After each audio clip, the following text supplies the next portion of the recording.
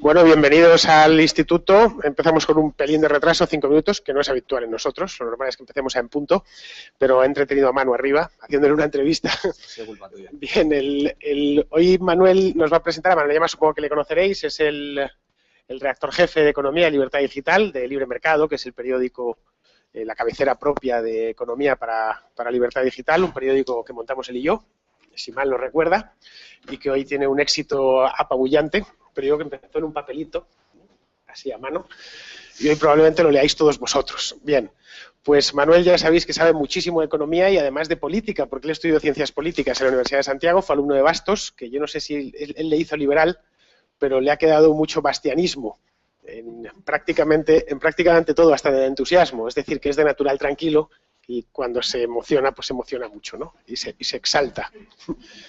¿Eso es cierto o no, Manuel? Totalmente. Totalmente. Bien, eso es, lo que nos va a hablar es de la reforma de las pensiones, o mejor dicho, del sistema de pensiones. Vosotros pensaréis que Manuel está a favor de la capitalización y os vais a llevar una sorpresa porque no está a favor de la capitalización. Ahora os explicará él exactamente a favor de qué está. Tampoco está a favor de las pensiones socializadas, ¿eh? Y bueno, la conferencia va a ser como todos los sábados, 30-40 minutos, la exposición y luego pues abriremos un turnillo de preguntas, tanto con la gente de aquí como con lo que nos están viendo a través de Internet. ¿Vale? Muy bien. Pues muchas gracias, Fernando. Gracias a todos por asistir y por estar aquí. Bueno, mi intención es dejar muy claro dos mensajes. Por un lado, los que son jóvenes no van a cobrar una pensión. Ya está, es decir, o la pensión que cobren va a ser tan ridícula y tan insultantemente baja que no se puede considerar pensión, se puede considerar un subsidio. Por lo tanto, mi intención a lo largo de mi exposición es dejar muy claro que el actual sistema público de reparto, llamado Seguridad Social, es un robo, es un fraude, es una estafa y es una ruina. Y como consecuencia, en la segunda parte, la última parte de la intervención, intentaré explicar cuál es el sistema por el que deberían apostar todos ustedes para garantizarse una pensión más o menos digna. Mi exposición se va a dividir en 3 bloques. Un primer bloque en donde intentaré desmontar los 3 grandes mitos sobre la seguridad social. Un segundo bloque analizando un poco la situación actual de la seguridad social en España y un tercer bloque con el análisis de las alternativas. Planes privados de pensiones o sistema de capitalización, que también forma parte del debate, o lo que yo apuesto directamente, que es ni una cosa ni otra, sino pura libertad para que cada uno ahorre con la previsión de poder cobrar una renta cuando se jubile. El primer bloque, 3 mitos sobre la seguridad social. Los 3 mitos son muy claros. El primer mito es que los políticos, por activa y por pasiva, nos repiten una y otra vez que la seguridad social es un sistema de solidaridad intergeneracional. A mí me sorprende mucho cómo se utiliza el lenguaje por parte de los políticos. Se le llama solidaridad a lo que es un robo, porque la palabra solidaridad, por definición, es algo voluntario, no es algo impuesto. El segundo gran mito es que la seguridad social nunca va a quebrar. Pues bien, es mentira. La seguridad social ya ha quebrado. La seguridad social está en permanente quiebra. La última vez que quebró fue hace escasamente 3 meses, cuando se aprobó la última reforma del sistema de pensiones, introdujeron el factor de sostenibilidad. Y el tercer mito es que las pensiones públicas garantizan una renta más o menos adecuada o digna para los pensionistas. Pues bien, tampoco es cierto. La seguridad social lo que garantiza es una pensión ruinosa. El primer punto, esto de que la solidaridad intergeneracional es un sistema solidario, bien, es todo lo contrario, es un fraude, y es un fraude tanto en su origen como en su funcionamiento.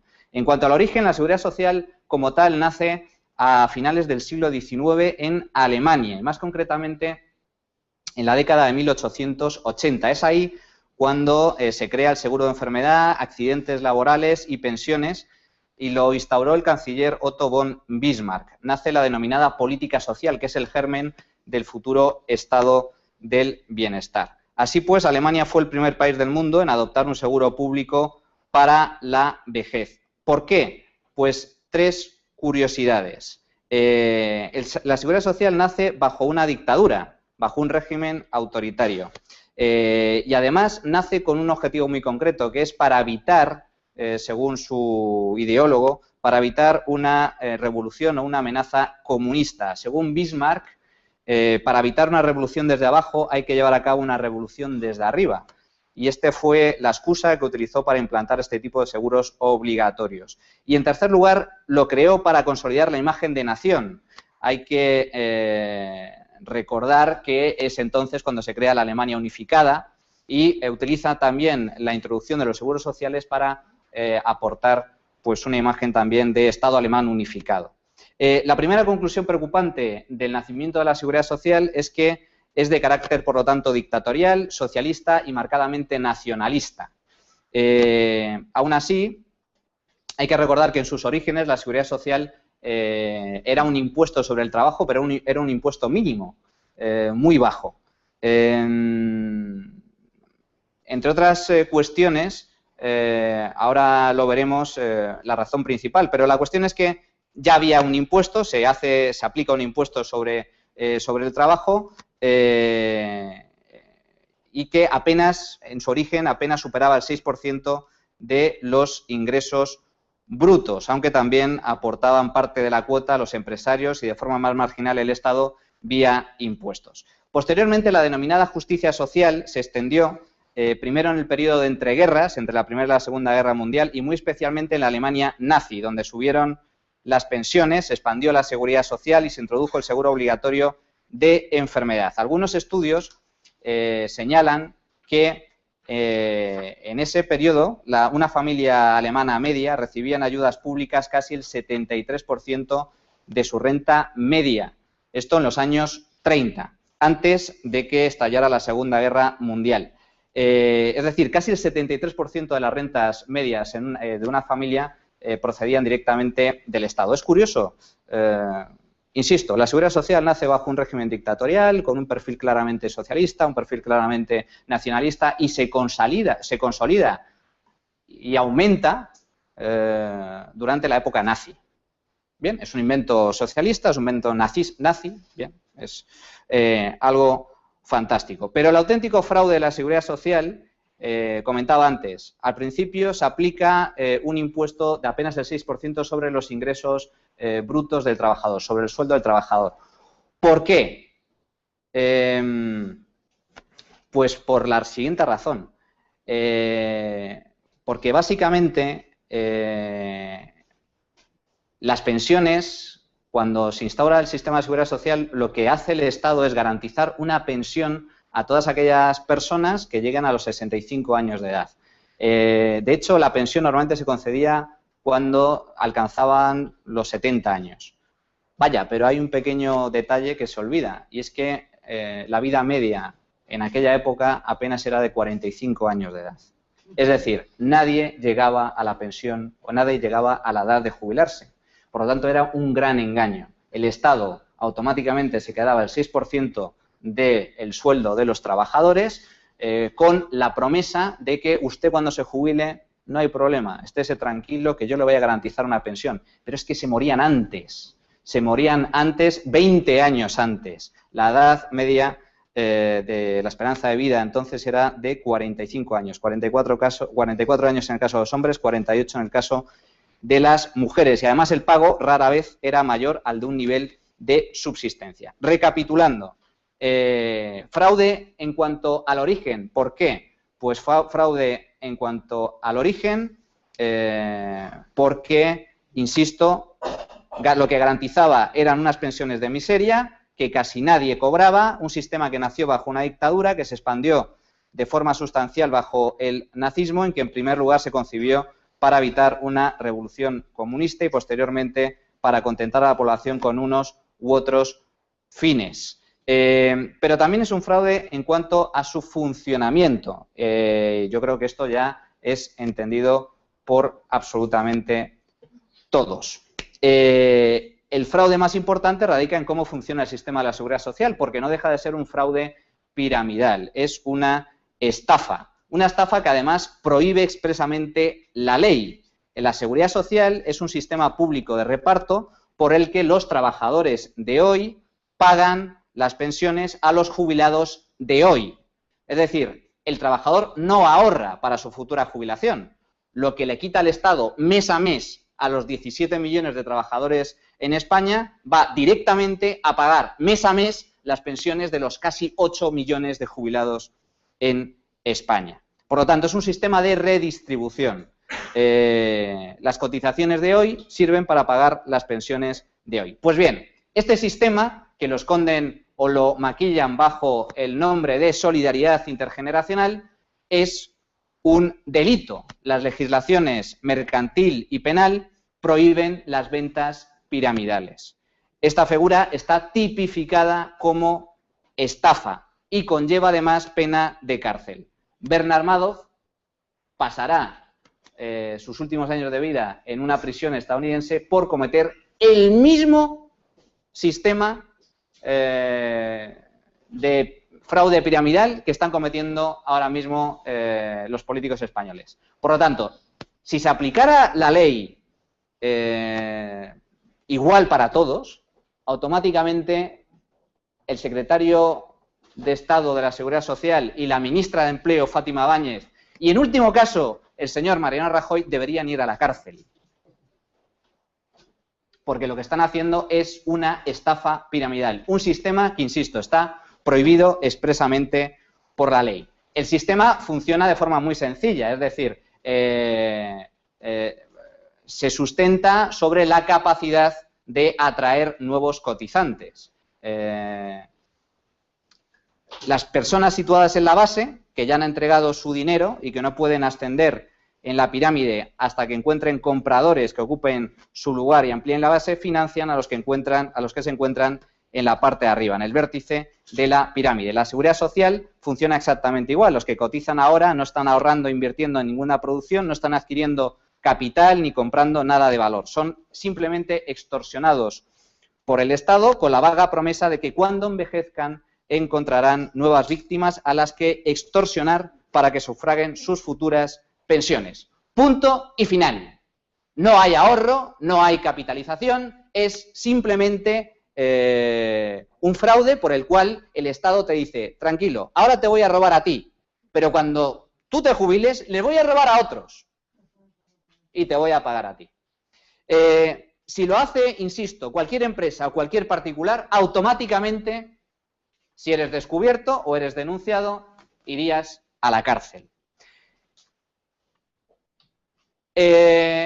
Segundo punto importante, segundo gran mito. Se insiste una y otra vez por parte del gobierno. La seguridad social está garantizada, la seguridad social nunca va a quebrar. Pues bien, es mentira. La seguridad social está en permanente quiebra. Su insostenibilidad financiera es simplemente estructural. Me hace gracia cómo utilizan los políticos el lenguaje, ¿no? Porque para tratar de expresarlo de forma sencilla, en su día Fátima Báñez dijo que la seguridad social es como un gran barco que nunca se hundirá. Y yo, cuando escuché esas frases, automáticamente me vino a la cabeza Titanic, no sé por qué. Pero, efectivamente, es un gran barco que está permanentemente hundido, permanentemente quebrado. Y eso es porque es insostenible financieramente y no de forma coyuntural, sino de forma estructural. ¿Pruebas? Pues aquí tienen algunas. No hay ni un solo sistema de seguridad social a lo largo y ancho del mundo que no haya sufrido modificaciones o ajustes para poder mantenerse en pie. Y el español no es una excepción. Cambios en la seguridad social española. Precedentes.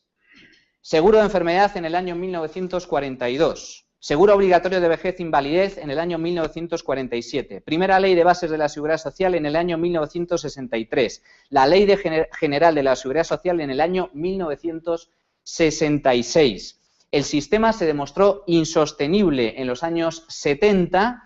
La primera gran reforma llegó en el año 78. En los años 80 es cierto que se ampliaron las prestaciones económicas a colectivos no cubiertos y se generalizó la asistencia sanitaria universal, pero también es cierto que se dispararon los impuestos. Con la llegada de la democracia se empezó a aplicar el IRPF, el impuesto sobre la renta, y el IVA. Es decir, los grandes impuestos que ahora son por los cuales se recauda dinero fueron implantados con la democracia en los años 80. Pero estas leyes, cada una de estas leyes, es una prueba explícita de la quiebra del sistema, porque cada una de esas leyes modificó las condiciones. Eran reformas, eran cambios sobre el sistema de seguridad social. Y claro, te dirán los políticos, no, pero no ha quebrado, porque las pensiones se siguen pagando. Sí, pero es que es como todo, la perversidad del lenguaje. ¿Qué es una quiebra? Una quiebra no deja de ser, en esencia, incumplir tu promesa. Si a mí alguno de ustedes me garantiza que mañana me van a regalar 10.000 euros y llega mañana y ustedes no aparecen, pues eso es una quiebra, desde el sentido de que usted ha incumplido su promesa. Pues con la seguridad social pasa exactamente igual. Cada vez que se cambia el sistema, se cambian las condiciones.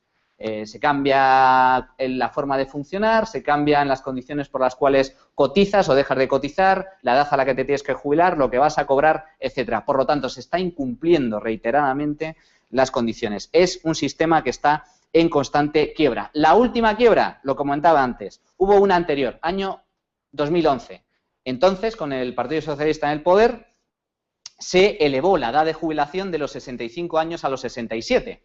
A mí me hace mucha gracia porque hace 5 años, en algún programa de radio, discutiendo este tema con algún economista y sociólogo, me decían, eso es imposible. No, ¿cómo va a quebrar el sistema de seguridad social? No, hombre, no, eso descartado. Pues eso no se va a producir. Y 5 años después se produjo. La mayoría de españoles jamás pensó que le iban a subir la edad legal de jubilación. Y ya les avanzo ahora, los 67 años es un anticipo.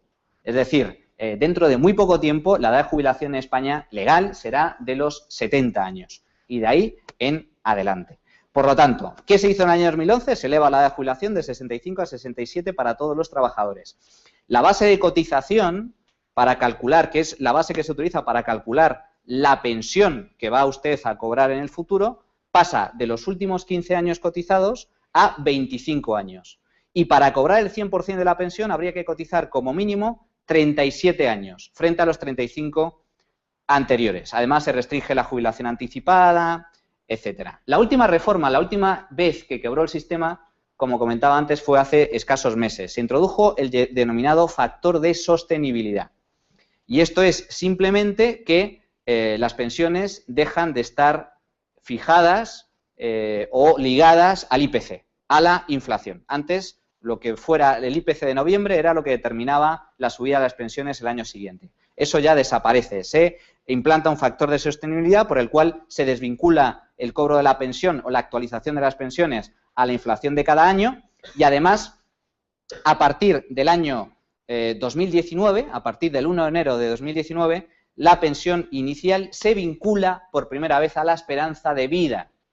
Que eso va a tener también bastantes consecuencias. En resumen, ¿en qué se resume la reforma del año 2011, la reforma del año de hace escasos meses y, en general, todas las reformas? Pues básicamente en que el Estado te obliga a trabajar más años y a cobrar una pensión inferior.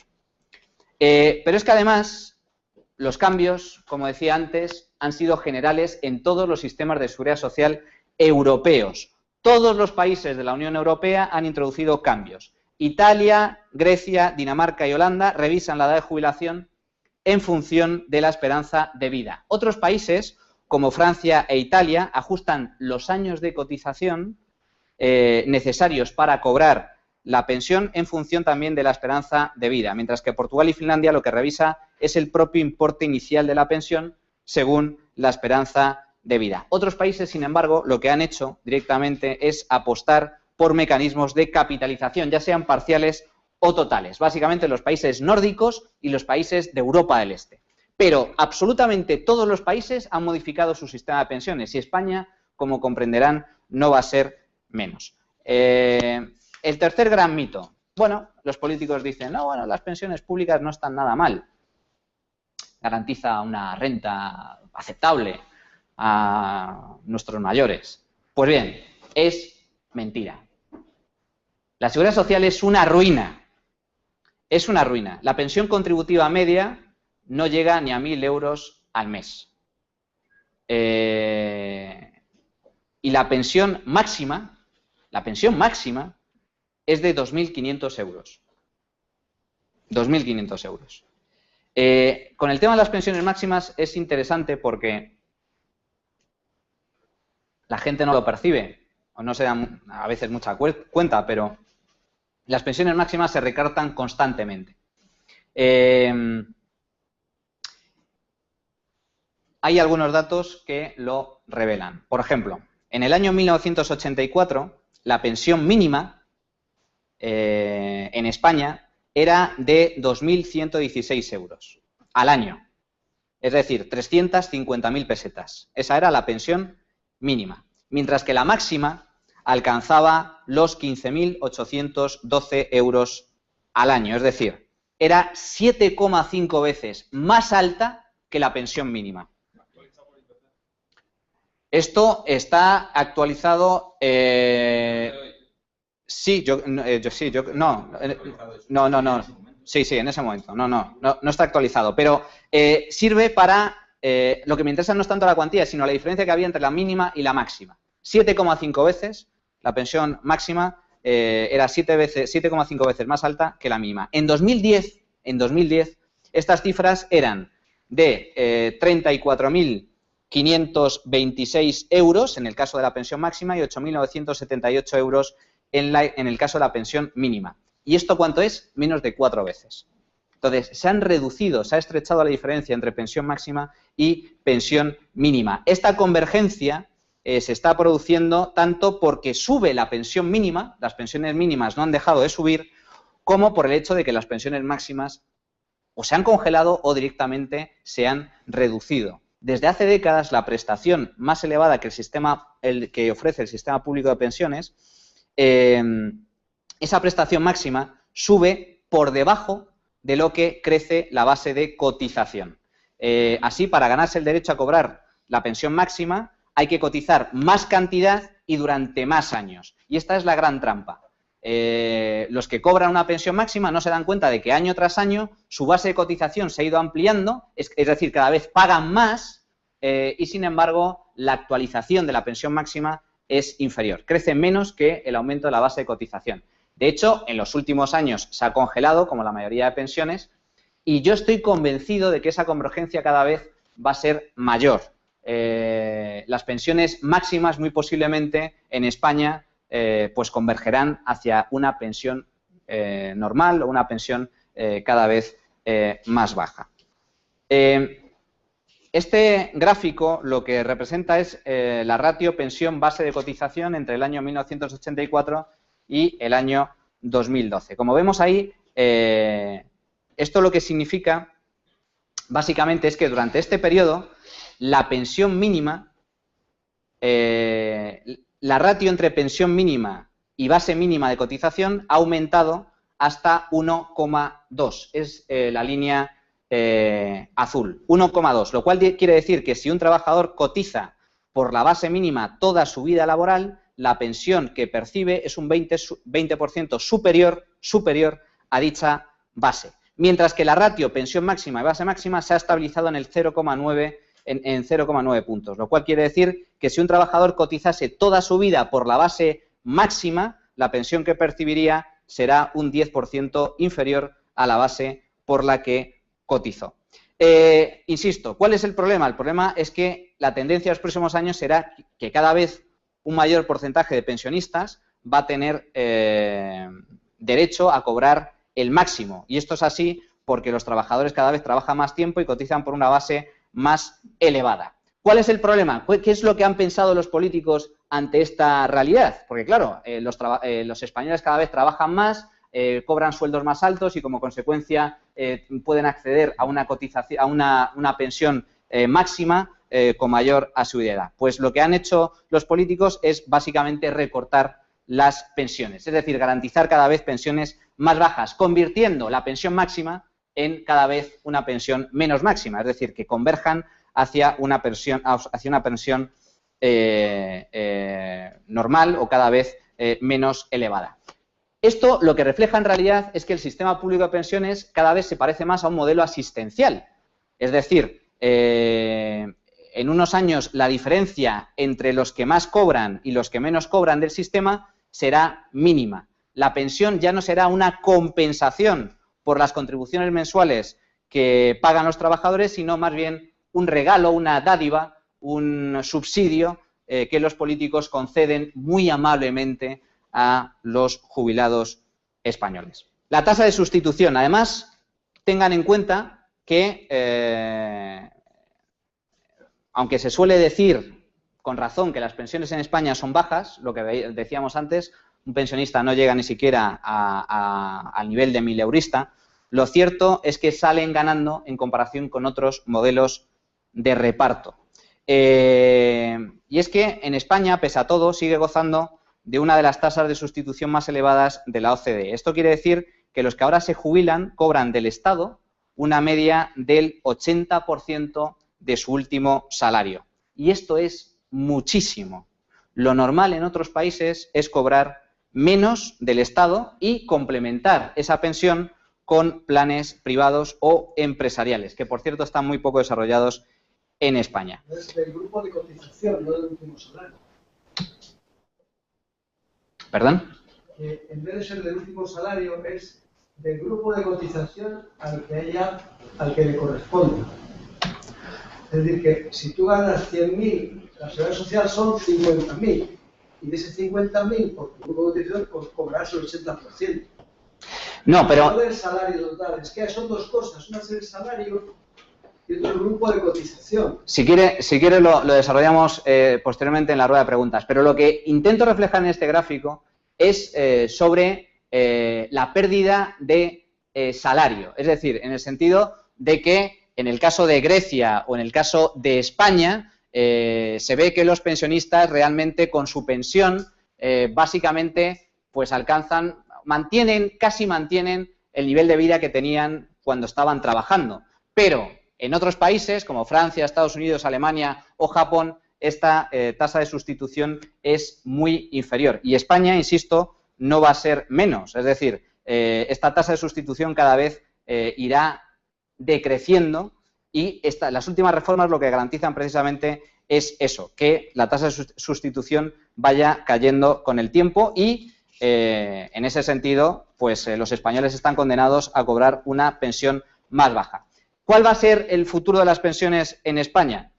Pues hay un informe ciertamente relevante que fue elaborado por el propio Ministerio de Hacienda a través de su think tank, el Instituto de Estudios Fiscales, que venía a reflejar que la aplicación de los factores de sostenibilidad, es decir, la última reforma que aprobó el Partido Popular, unido a los cambios que introdujo el PSOE en la reforma del año 2011, lo que va a suponer es una reducción de entre el 37 y el 60% de las futuras prestaciones en comparación con las actuales. Esto significa que una vez que estos cambios entren plenamente en vigor, porque se van a hacer de forma progresiva, los futuros jubilados cobrarían, si estuviéramos en precios de hoy, cobrarían entre 615 euros y 390 euros al mes de media, frente a los casi 1.000 euros actuales. Así pues, su capacidad adquisitiva real se verá reducida a casi la mitad entre el año 2012 y el año 2050.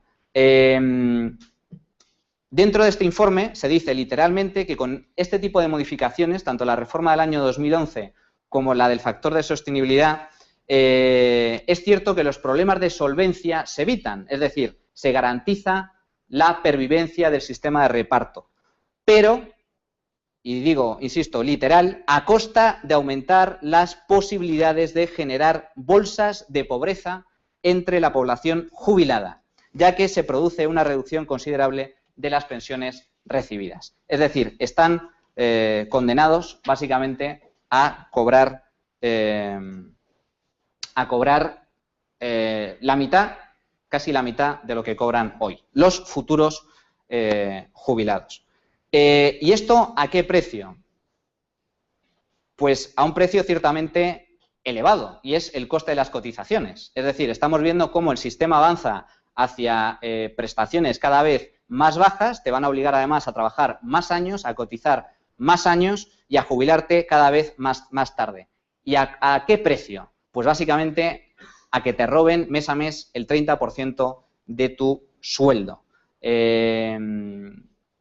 esto es algo que se desconoce, porque claro, el trabajador lo que ve es el ingreso, el dinero que ingresan en su cuenta líquido, libre de impuestos. Ya se ha descontado el IRPF, ya se han descontado las cotizaciones sociales.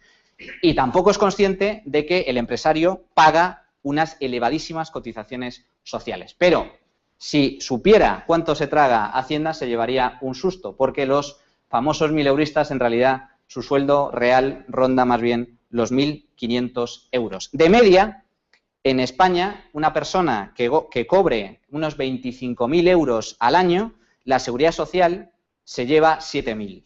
7.000 euros en cotizaciones cada año. Y esto es un coste ciertamente enorme, porque hay que recordar que España sufre uno de los mayores impuestos sobre el trabajo de toda la OCDE, de todo el mundo desarrollado. Por lo tanto, para mantener el actual sistema, insisto, no solo se van a hacer reformas para que cada vez la gente se jubile más tarde, cotice más años y cobre menos, sino que además, muy posiblemente, se elevarán las cotizaciones. No lo digo yo, es lo que defiende el Partido Socialista, que, como bien saben,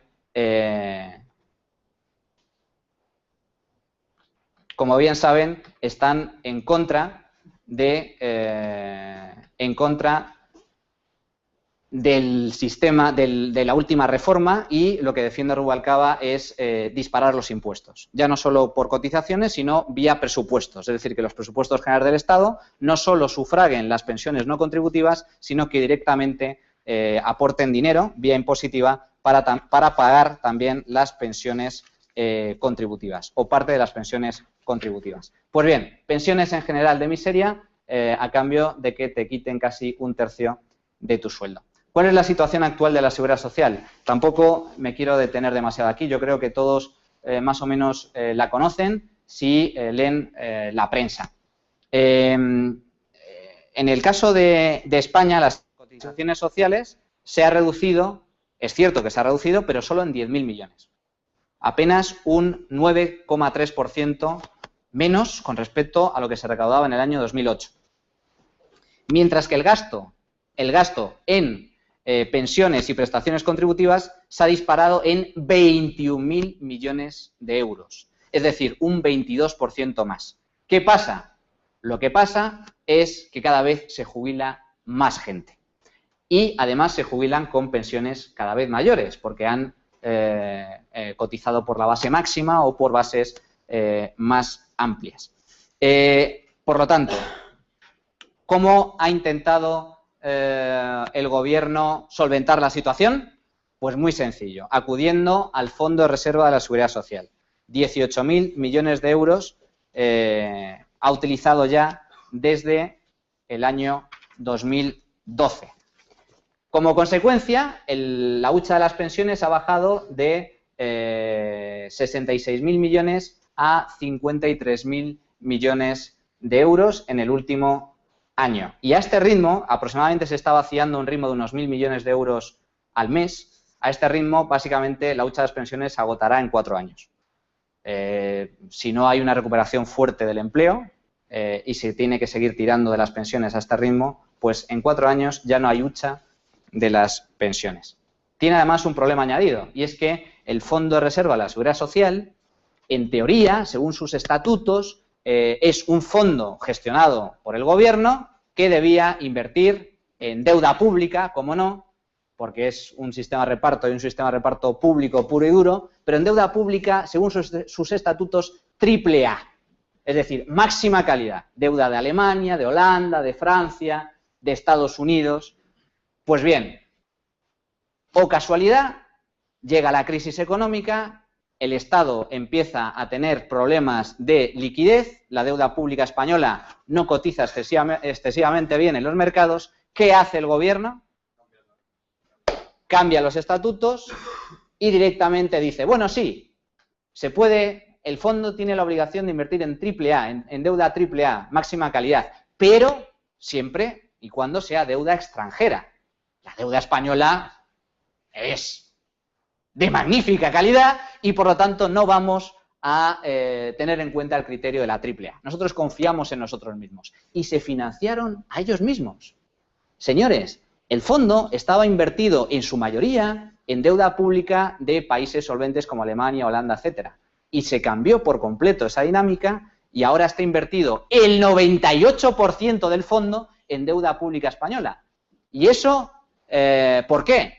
Pues porque los políticos, hombre, tienen a su disposición casi 50.000 millones, entonces 50.000, ahora 60.000 millones de euros, y es un... Oye, tenemos una misión de 3.000 millones, la prima de riesgo está en 600, ¿esto cómo lo podemos solventar? Bueno, pues vamos a comprarnos a nosotros mismos y nos financiamos a nosotros mismos.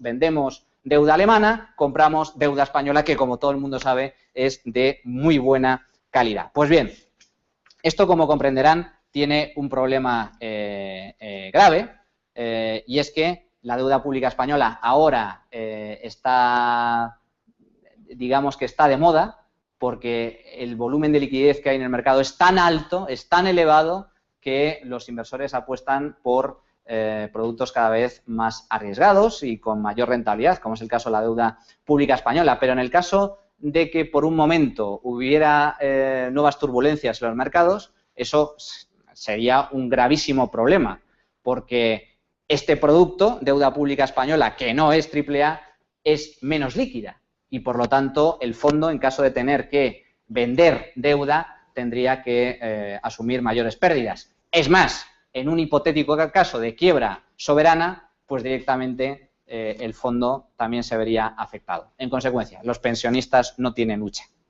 Los que tienen la hucha y la utilizan de forma muy...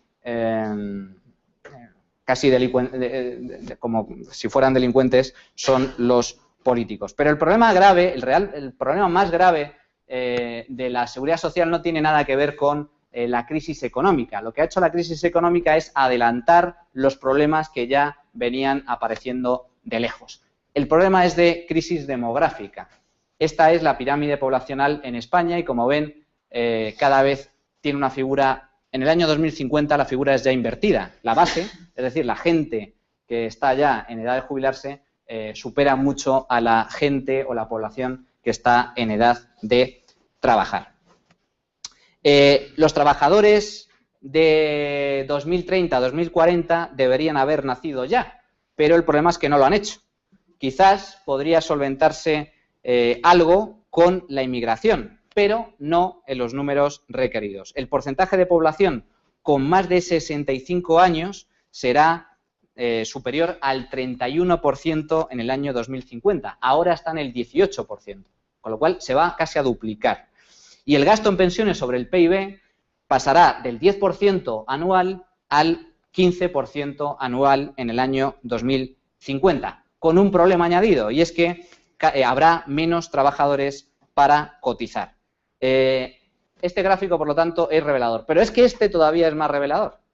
Este es la evolución del número de trabajadores y el número de pensionistas según el INE, según el Instituto Nacional de Estadística, para el año 2050. Y ahí lo ven, casi se tocan las dos líneas. Es decir, casi va a haber tantos pensionistas como trabajadores. Casi 15 millones de pensionistas y casi 15 millones de trabajadores. En la actualidad, y esto es muy importante tenerlo en cuenta, en la actualidad la ratio pensionistas-trabajadores es de casi 2. Hay 2 trabajadores en activo por cada pensionista, algo menos de 2. Y ya tenemos déficit. Déficit estructural en el nivel contributivo. Imagínense por un momento lo que pasará cuando se alcance un ratio 1:1. Pues la situación, desde luego, va a ser ciertamente preocupante.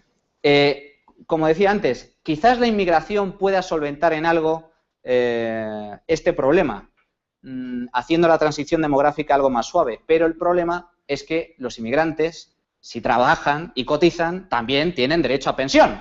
Por lo tanto, no hay solución.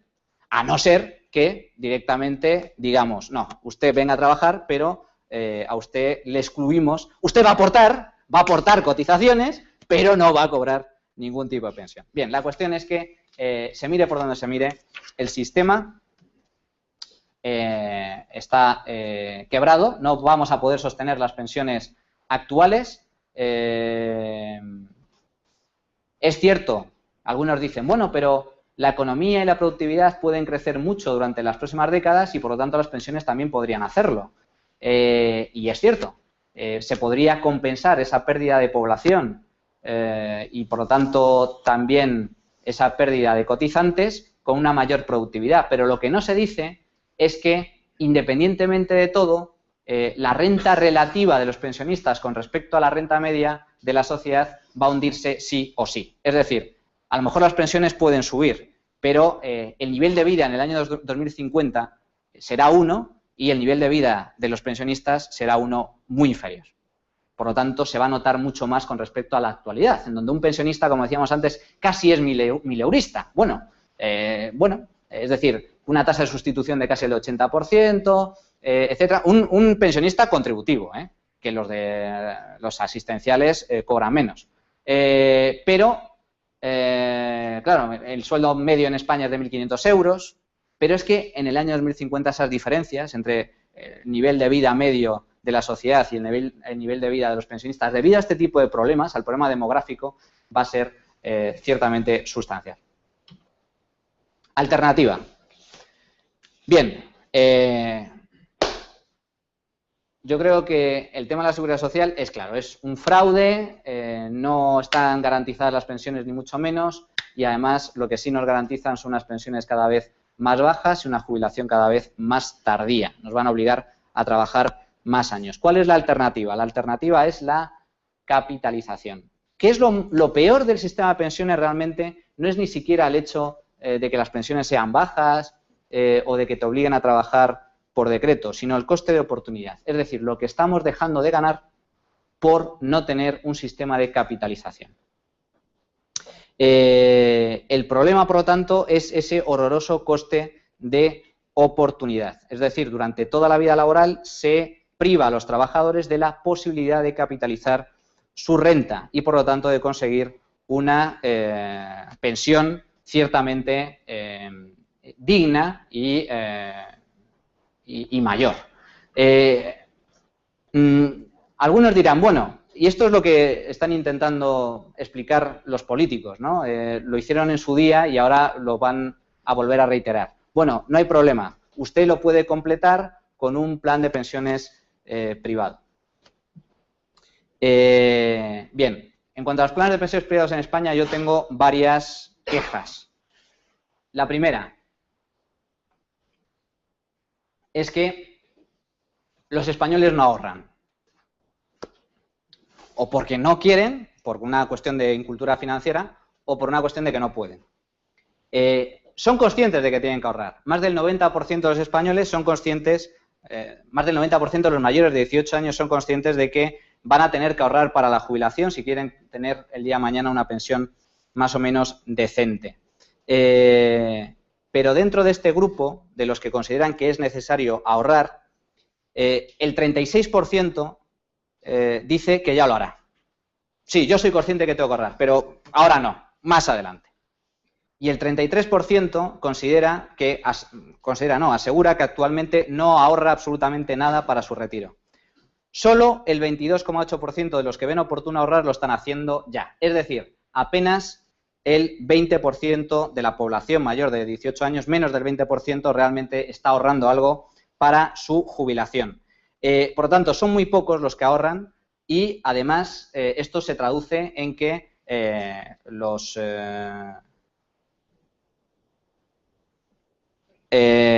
los planes de pensiones, la inversión en planes de pensiones en España es la 10ª parte de lo que el resto de países desarrollados. El volumen de fondos de pensiones en España ronda el 8% del PIB y en otros países de la OCDE ronda el 75%. En países como Holanda, Suiza, Australia, el volumen que manejan los fondos de pensiones privados supera incluso el 100% del PIB. ¿Cuál es el problema? ¿Cuál es el problema? El problema es que uno de los problemas de esta incultura financiera es que el español medio piensa que ahorrar es comprar un piso. Bien, curioso.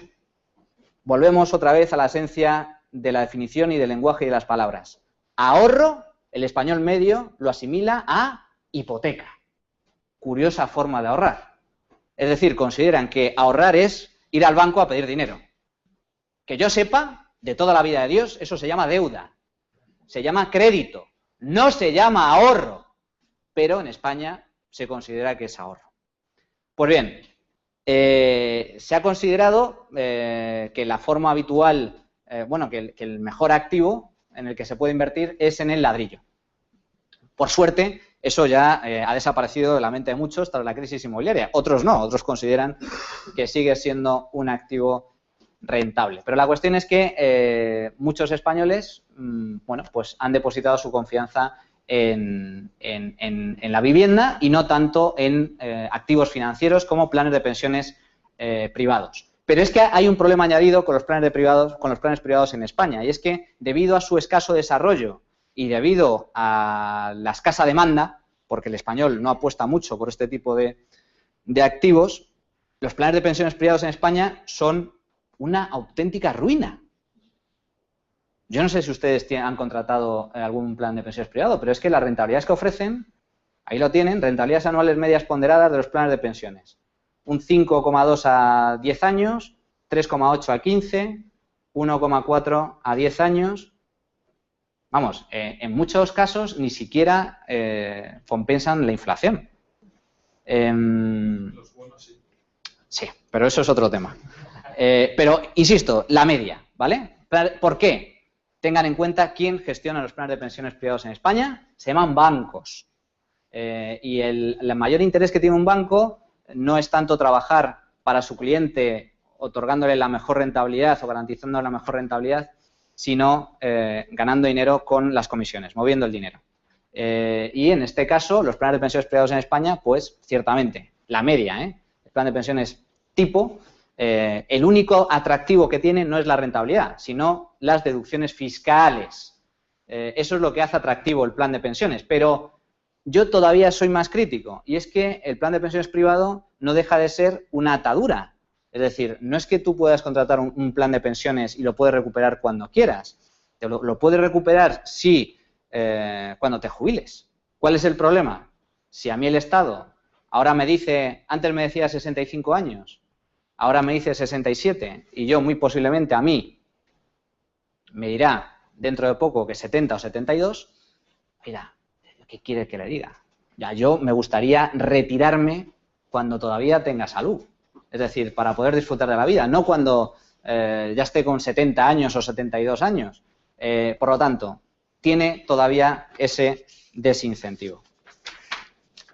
Pero la solución, por lo tanto, es una, que es la capitalización, y luego, si quieren, ahora en el turno de debate podemos entrar más en detalle sobre si un sistema de capitalización es bueno al estilo de Chile o no. Yo, evidentemente, es muy positivo y mucho mejor que el del sistema de seguridad social, pero lo que intento decir con capitalización es que lo mejor que pueden hacer con sus ahorros es invertirlo en bolsa. Invertirlo en bolsa a largo plazo. Invertir en bolsa garantiza a largo plazo grandes retornos de la inversión y además es una inversión segura, más segura que cualquier otro vehículo. Tengan en cuenta lo que comentábamos un poco antes.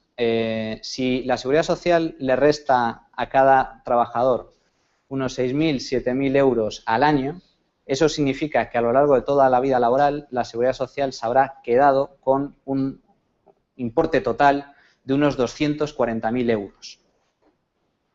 240.000 euros. Ahora piensen cómo funciona el sistema. Después de haberles metido la mano en el bolsillo y haberles quitado 240.000 euros de su trabajo y de su esfuerzo, ¿qué reciben a cambio? Reciben a cambio pensiones cada vez más bajas y una edad de retiro cada vez mayor.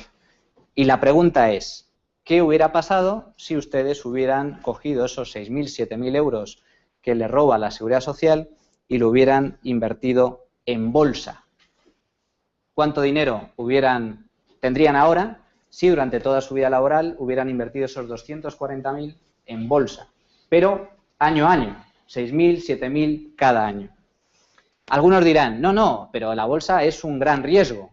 Y yo les digo, no.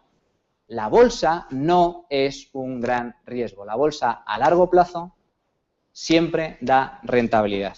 El análisis de la bolsa de Estados Unidos desde el año 1920 hasta la actualidad muestra que solo el 5% de las inversiones a 10 años registraron pérdidas. Es decir, el 95% registró retornos anuales medios positivos. Por lo tanto, siempre o casi siempre se gana dinero. El índice Standard & Poor's 500 acumula una rentabilidad histórica del 9% anual, descontada la inflación, desde el año 1871. 9% año a año, de media, por supuesto, es una media ponderada. Y la rentabilidad media es del 10% desde el año 1923, cuando Standard & Poor's introdujo la primera lista de acciones. Esto significa que si hubiésemos invertido solo $100 en 1900, $100 de entonces, en 1900, en las compañías de ese índice, es decir, no en la compra de una u otra compañía, sino directamente referenciado al Standard & Poor's 500, pues en la actualidad gozaríamos de un patrimonio de $500.000, tomando una rentabilidad del 9% anual. Y pues nos podríamos garantizar una jubilación simplemente cobrando los dividendos. Mantendríamos ese ahorro y simplemente viviríamos de rentas, lo cual yo creo que es el sueño de cualquiera, desde luego el mío también, es vivir de rentas, ser propietario y, por lo tanto, poder gozar de una renta considerable. Esto dirán algunos, bueno, pero esta es la bolsa de Estados Unidos, la bolsa más potente del mundo. Bueno, pues nos vamos a la bolsa española, al IBEX 35. El IBEX 35 acumula una rentabilidad histórica media del 7% anual, descontada la inflación. 7% la bolsa española. Bueno, pues como ven, invirtiendo esos 6.000 euros al año, después de 30 años de vida laboral, el trabajador dispondría de más de 600.000 euros. Y tras 40 años de trabajo, poseería 1,28 millones de euros. Más o menos, este gráfico resume pues esa revalorización de las pensiones esa revalorización de las inversiones a un 7% anual, ajustando la inflación. A los 5 años tendríamos 36.000, a los 10 años 89.000 euros de patrimonio, a los 15 años 161.000 y así hasta 40 años aportando 6.000 euros, que es lo que nos roba, 6.000, 7.000, lo que nos roba la Seguridad Social todos los años, pues si lo hubiéramos invertido en bolsa, el coste de oportunidad del que les hablaba, hubiéramos conseguido acumular un patrimonio superior al 1.000.000 de euros, que no está mal, superior al 1.000.000 de euros, y de esta forma pues nos podríamos garantizar una pensión media de unos 3.500 euros al mes. Insisto, con la mera percepción de dividendos. Perdón, 3.500 euros al mes tras 30 años de trabajo. Es decir, con un patrimonio de 600.000, pues cobraríamos 3.500 euros al mes todos los meses. Pero con un patrimonio de 1,2 millones, nuestra pensión, por decirlo así, sería de 7.500 euros. 7.500 euros sin tocar tus ahorros. Oiga, que si usted tiene 70 años y dice, bueno, pues lo voy a dar todo y me voy a gastar el 1.000.000 de euros, pues fantástico. O si no, lo puede dejarlo para sus herederos, que también se lo agradecerán. Por lo tanto, la revalorización de las pensiones, en este caso, está totalmente garantizada. Las ventajas de la capitalización no solo es que garantiza unas pensiones mucho más elevadas a los futuros jubilados y también la acumulación de un patrimonio ciertamente considerable, sino que además capitalizan la economía y generan riqueza, porque es un dinero que está invertido. ¿Invertido en qué? Invertido en empresas. Usted es dueño, es propietario de algunas de las mejores empresas del mundo o de España. Y esas empresas son las que generan riqueza, las que generan crecimiento. Por lo tanto, no solo se garantiza una pensión de oro para usted, sino que está aportando mucho al resto de la economía, al resto de la sociedad, invirtiendo en empresas, invirtiendo en capital y con un añadido. Y es que, además, este sistema pues quita de las sucias manos del gobernante las pensiones públicas que lo utilizan como un arma puramente electoralista. Y ya para terminar, el sistema de capitalización, como comprenderán, no tiene problemas de sostenibilidad. No hay fraude, por lo tanto es perfectamente moral y legítimo y además es perfectamente sostenible. Muchas gracias.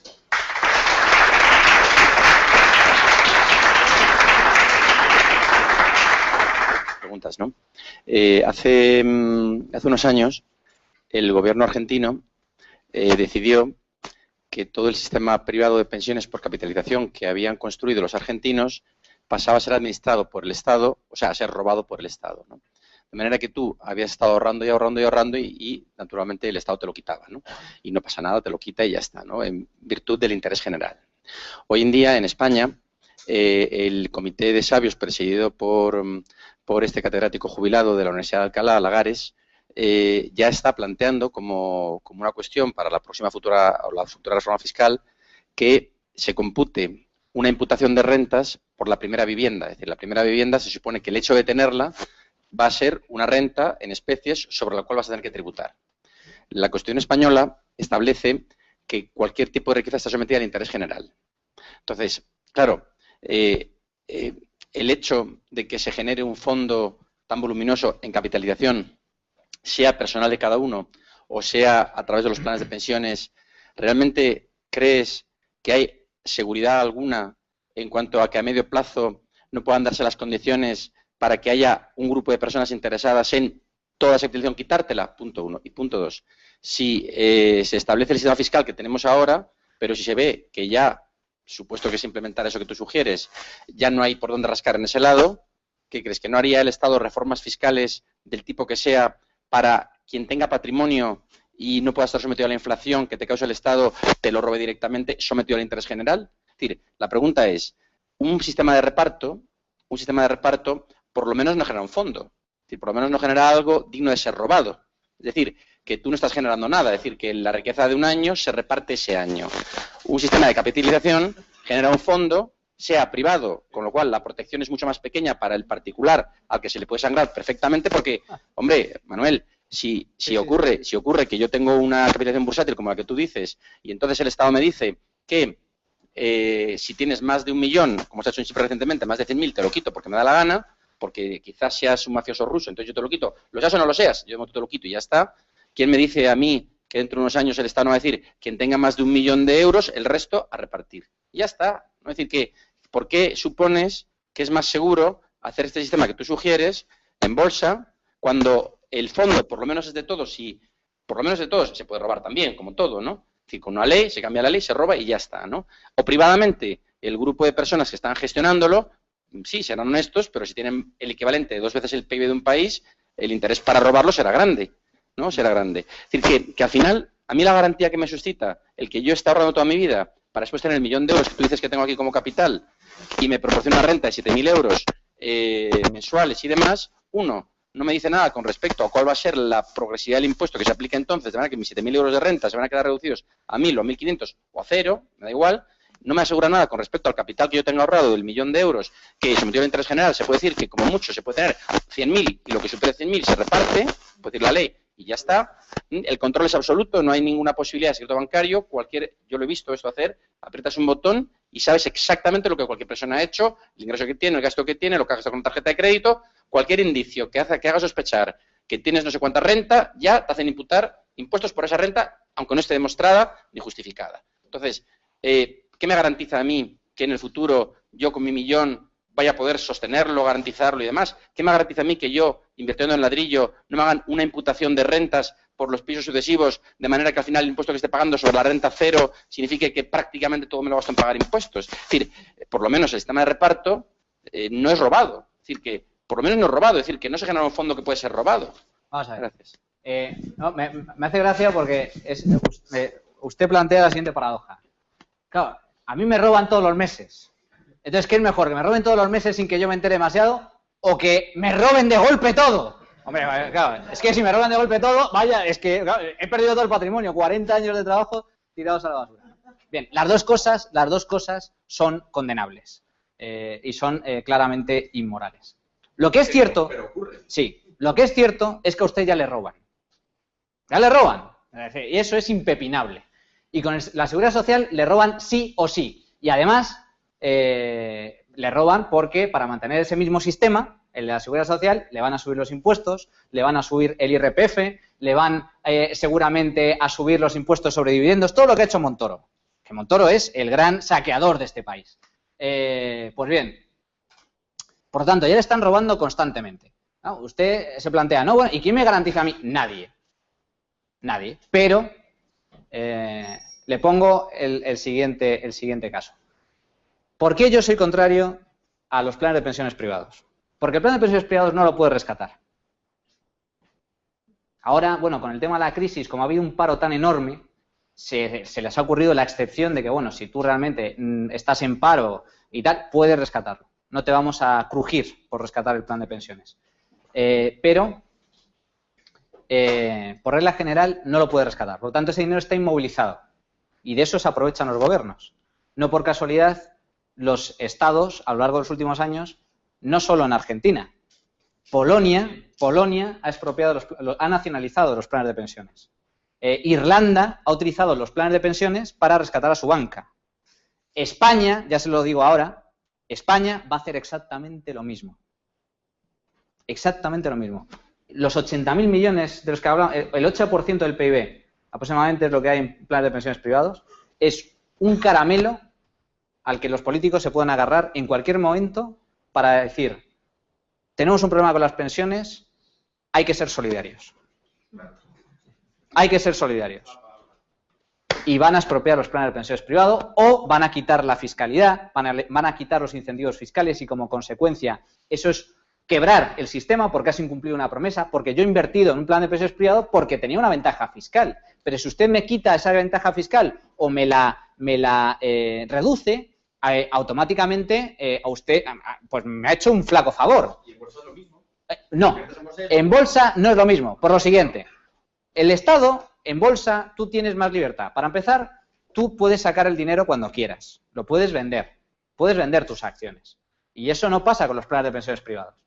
En segundo lugar, para que realmente te puedan estatalizar, lo que se tiene que producir es una nacionalización de empresas. Es decir, no me imagino yo al gobierno, ni a este, ni al de Izquierda Unida siquiera decir, oiga, todos los españoles que tienen su dinero invertido en bolsa, es mío. Porque automáticamente eso no puede ser porque... Puede ser perfectamente. Ya ha ocurrido. Pero la Constitución dice que toda la riqueza está sometida al interés general. Te lo pueden robar cuando quieran. te lo puede, vamos a ver, te lo pueden robar, pero es que no pueden, es que el gobierno español, por suerte, no puede nacionalizar Google.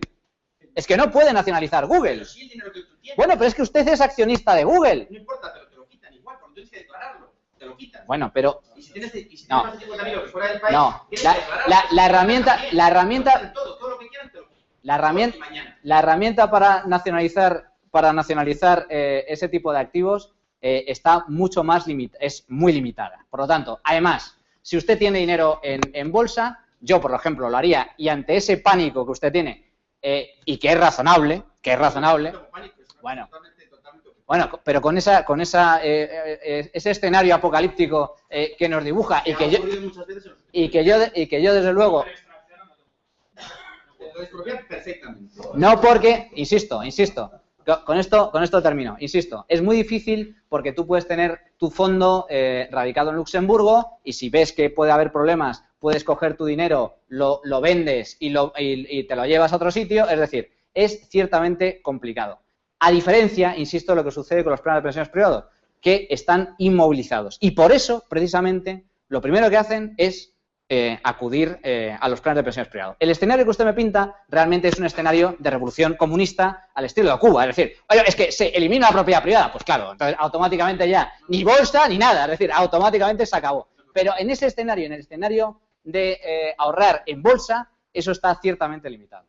José Ignacio. Perdona. Estaba garantizado los fondos en bancos y hace apenas unos meses se metieron a saquear las cuentas privadas. Un segundo. Se lo explico en un segundo. Lo que ha sucedido en Chipre, es un bail-in, es decir, es un rescate privado. Lo que se ha expropiado en Chipre han sido depósitos. No se ha expropiado ni bolsa, ni acciones, ni fondos. Lo que han dicho en Chipre es, usted es depositante. La garantía que le otorga el sistema es de hasta 100.000 euros. Todos los depositantes que superen esa cifra se van a convertir en accionistas. ¿Eso es un robo? No. Es que es al contrario. El modelo de Chipre es lo mejor que se ha hecho en el tema de rescate bancario, porque el que paga el rescate de los bancos chipriotas no son los contribuyentes, como ha sucedido con las cajas de ahorros aquí, sino los acreedores. Y aunque el español medio no lo sepa, un depositante no es un depositante, es un acreedor. Es un acreedor del banco. Y como consecuencia, si el banco está quebrado, los que tienen que pagar son los acreedores, por orden de prelación. Y en ese orden de prelación, el último en pagar es el depositante. ¿Qué pasa en el caso de Chipre? Que la mayoría de acreedores de los bancos chipriotas eran depositantes. En el caso de España no, son bancos alemanes y bancos franceses. Por lo tanto, aplicando ese mismo sistema a las cajas españolas, los que habrían pagado, ¿sabe quién habría sido? Las cajas de ahorros alemanas y francesas. En el caso de Chipre han pagado los depositantes rusos. Pero es perfectamente legítimo lo que han hecho, porque eran sistemas quebrados. No sé si... Por eso han inducido al rescate de los bancos, porque lo que estaban detrás eran los bancos alemanes. Claro.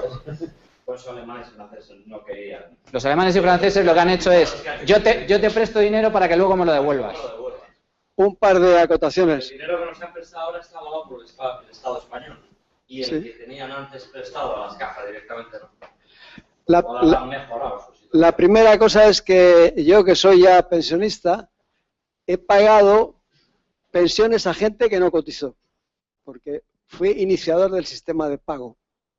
Es decir, que la pirámide empieza con un robo porque gente que no ha aportado ha cobrado.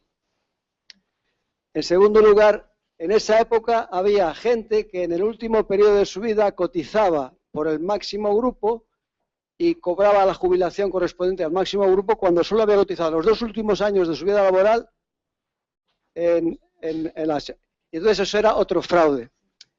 En tercer lugar, hay que distinguir 2 cosas, que es la aportación a la seguridad social tiene 2 patas. Una es el sistema de pensiones y otra es la sanidad. Entonces, hay que hablar de las 2 cosas. La sanidad se financia vía presupuestos generales del Estado. No, la sanidad parte de la seguridad social también. Sí, pero las pensiones, las pensiones. La sanidad se financia vía presupuestaria, vía RPF, etcétera. Bueno. Y luego yo tengo una pega sistemática con la inversión en bolsa. Yo creo que eso, si todos invertimos en bolsa, al final es otra burbuja como la inmobiliaria. Porque, de hecho, todos los bancos y todas las cajas, una gran parte importante de sus activos estaban invertidos en bolsa y han quebrado. Y hay por ahí empresas que quiebran, pero todos los días. Kodak, Peugeot, la Timofónica, cuando hubo lo del la burbuja .com, en fin, que la bolsa... Si todos invierten, los que están más contentos son los que empezaron. Es otra pirámide que tiene los pies de barro. No sé si... Bueno, comentarios que han salido ahí, pues por aclararlos un poquito, y aquí también. Pero bueno, no sé. Uno es que es verdad que la riqueza está sujeta al interés general, pero también otro principio constitucional que es el de no confiscación y el de pagar justiprecio por la expropiación. Eso se elimina rápidamente con un acuerdo de los partidos mayoritarios. Eso es todo mentira porque lo estoy sufriendo yo. A mí me han expropiado por metro cuadrado y me pagan menos que lo que cuesta la hora por un metro cuadrado. Pero tú puedes poner un recurso, otra cosa es... Joder, que nada, no los recursos.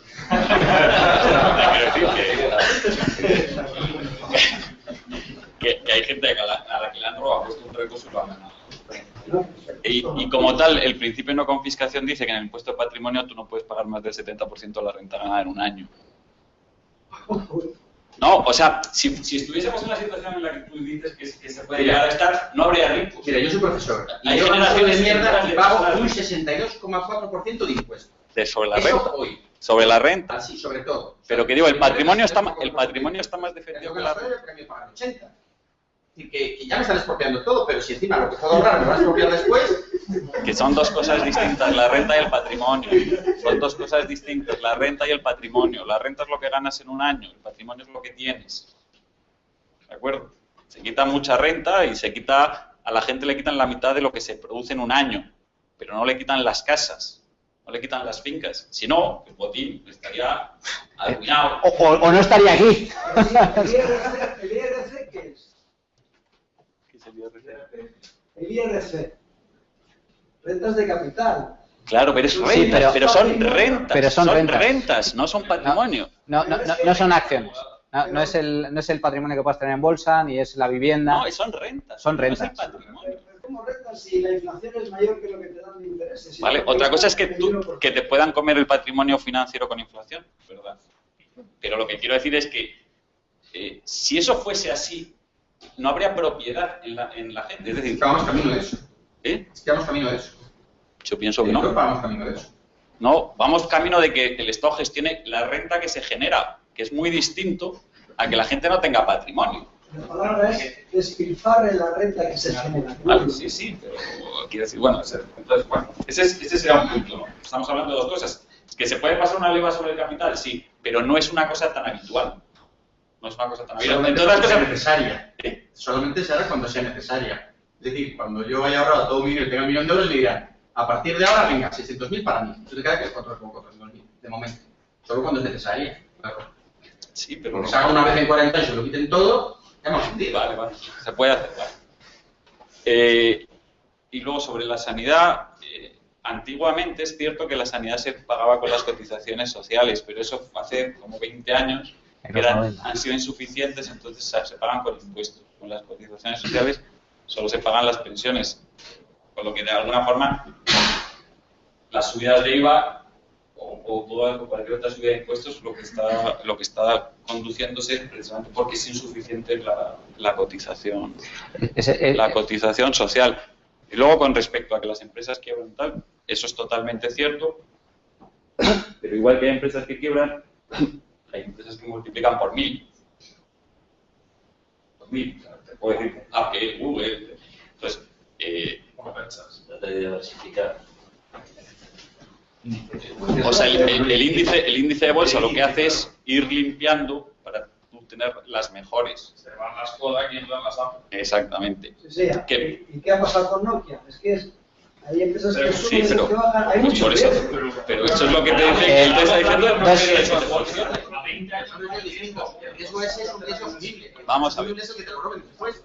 Ese riesgo, bueno, es asumible y metes el índice, pero que dice Manuel. O sea, lo único que quiero comentaros es que ricos ha habido siempre. Y él lo que está proponiendo es que la gente se convierta en rica y que se extienda la mayoría de ricos y puedas tener un 30 o un 40% de la población con más de 1 millón de euros de patrimonio. Que eso es un gran freno para que los políticos hagan lo que tú dices. Es más fácil quitárselo a un 5%, como en Ecuador, que quitárselo cuando el 40 o el 50% de la gente tiene un patrimonio así como en Luxemburgo. Porque es que no les dura 2 días ese político. Sobre que el capital se convierte, se pierde, pues por supuesto, y ese es el problema de lo que es el patrimonio, gestionar la riqueza, porque la riqueza pues, sabemos que es virtual, sabemos que se convierte rápidamente, pero de eso dependemos, es decir, de eso dependemos de que haya riqueza gestionada por la propiedad privada. Si eso desaparece, no estaríamos ni siquiera hablando de esta cuestión, es decir, probablemente no nos alimentaría. Con respecto a solo un par de apuntes. Efectivamente, antes intentaba explicar de forma muy rápida la permanente quiebra del sistema. La seguridad social ha cambiado constantemente.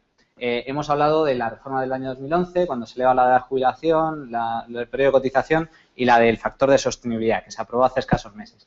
En los años 90 se hizo otra reforma y fue precisamente esa. Se eliminó las cotizaciones sociales antes, sufragaban también la sanidad. Pero como era insostenible, porque por definición el sistema público de reparto no solo es inmoral, sino que es estructuralmente fallido, tuvieron que eliminar la sanidad y la sanidad se pasó a financiar vía presupuestos generales del Estado. Y ahora se ha quitado eso y ahora ni siquiera da. ¿Cuál va a ser el siguiente paso? Insisto, el siguiente paso muy posiblemente ya han hecho las grandes reformas y no creo ni que lo toquen. Es decir, cuando llegue el PSOE no creo que se atreva a tumbarlo. Pero lo que sí es cierto es que por lo que ha sucedido en otros países, lo que comentábamos antes, vamos a ir hacia edades de jubilación obligatoria cada vez más elevadas. Ahora son 67, pero muy pronto iremos a 70, 73, 75. El factor de sostenibilidad, que es el importe de la pensión evolucionará conforme la ratio cotizantes pensionistas, es decir, las propias finanzas del sistema o la esperanza de vida, eliminando además inflación, etcétera, lo cual nos garantiza pensiones más bajas y al mismo tiempo, muy posiblemente, en un caso de emergencia, yo estoy convencido de que se van a quitar las deducciones fiscales a los planes de pensiones y, llegado el caso, es muy posible que incluso se expropien los planes de pensiones privados. Y también se apostará por subir impuestos. Es decir, yo estoy convencido de que parte de las pensiones se empezarán también a financiar directamente vía presupuestos generales del Estado. Bueno, a ver, si a mí si el Estado me quita 6.000, vale, yo reservo otros 6.000 para invertirlos en bolsa, son 12.000, con lo cual vamos a capitalización. El problema no, o sea, realmente porque yo sí que lo he intentado, o sea, yo lo he desarrollado, ¿vale? Pero he sido incapaz de sacar la cifra, o sea, me sale una animalada de dinero, incapaz de, o sea, a ver, me explico. Si trazamos una línea, ¿vale? Todos los que a partir de mañana vamos a capitalización, ¿vale? Todos los que están detrás, habrá una parte, o sea, todos los que están detrás tienen que seguir cobrando, ¿vale? El que quiera recuperar lo que ha metido tiene que dar, es un poco más o menos lo que se hizo en Chile, ¿vale? El que quiera su dinero se lo den y el que no, pues que sigan el sistema, ¿vale? Y a partir de ahí, a ver, pueden quedarse, sí, lo que pasa es que eso se llama sistema mixto, vamos a capitalización directa, ¿vale? O sea, todo el mundo a capitalización, pues hay otras soluciones, pero por no liar más. ¿De cuánto dinero estamos hablando? O sea, tú imagínate, trazamos una raya mañana, ¿vale? Y todos nos vamos a capitalización, porque es que si no son 12.000, 6.000 que necesito para mi plan de pensiones y 6.000 que me quitan. O sea, eso solo se puede hacer si nos vamos a capitalización.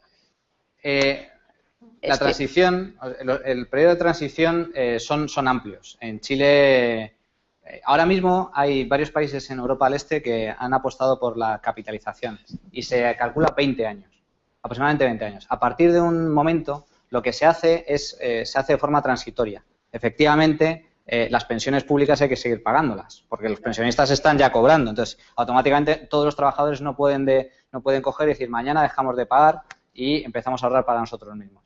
Pero se hace de forma gradual. Los que están más próximos a la edad de jubilación siguen aportando un nivel de cotización mayor. Es decir, de esos 7.000 que hablábamos, 6.000, 7.000, pues a lo mejor aportan 5.000 a la Seguridad Social y los otros 1.000 a su plan de capitalización. Y conforme va descendiendo la edad, es al revés. Va descendiendo también ese ratio, de tal forma que, por ejemplo, un chaval que ahora tiene 18 y empieza a trabajar, si el sistema se implantara, automáticamente todo lo que ahorrara, o sea, todos esos 6.000, 7.000 irían directamente para su plan de pensiones. Pero aún así habría una diferencia. Habría una diferencia y esa diferencia, ese gap, se cubriría vía deuda pública. Pero no es excesivamente lesivo. Es decir, no es mucho dinero. De hecho, la Unión Europea cambió la normativa hace 3 años para permitir que los estados que apostasen por este sistema, su deuda pública destinada a estos fines no contara. No cuenta a nivel de déficit excesivo ni procedimientos de... y sí, habría que, bueno, pues sí, vía impuestos. Es una transición que lleva años, pero es perfectamente factible. ¿Cuál es el problema? ¿Por qué yo soy contrario al sistema de capitalización? O sea, contrario no, pero tengo mis dudas. Claro, el sistema de capitalización, por ejemplo, el modelo chileno, que es el que tenemos el gran ejemplo. El modelo chileno, ¿cuál es el problema? El problema es que es mucho mejor que la seguridad social porque, por ejemplo, tengo algún dato sobre el modelo de Chile. El modelo de Chile, para empezar, las cotizaciones sociales en Chile es el 10% del sueldo. No es el 30%, el 10%. Te quitan el 10%. La gente los chilenos que ganan unos 2.000 euros al mes, los que ganan 2.000 euros al mes automáticamente llegan a cobrar unos 3.000 euros mensuales de pensiones. Es decir, en el caso de España, como vemos, las pensiones son más bajas que tu sueldo. Y si es una pensión máxima ya ni te cuento, porque son 2.500 euros, ya ni te cuento. Y eso va a ir a cada vez menor. En Chile se da la paradoja de que es justo al revés. Es decir, a partir de un determinado sueldo, la pensión es incluso superior al sueldo que tienes. Y en general lleva 33 años funcionando, siempre ha dado beneficios, siempre ha dado rentabilidad, está ahora mismo en máximos históricos y se ha demostrado perfectamente viable. ¿Cuál es el problema? El problema es que ahora hay una presidenta que se llama Bachelet y que se quiere cargar el sistema. Ese es el problema. Entonces, no deja de ser un plan de pensiones privado que siempre está al albur de la voluntad del Estado de turno. También es cierto que tiene un coste, es decir, el trabajador chileno, la clase media chilena, es contraria a que se le expropien sus ahorros y por lo tanto va a ser un freno muy importante. Pero tiene otros problemas, independientemente del riesgo de expropiación. Y es que, independientemente de todo, ¿por qué el Estado te tiene que obligar a aportar el 10%? Es igual de inmoral, la definición, la base, es igual de inmoral que la seguridad social.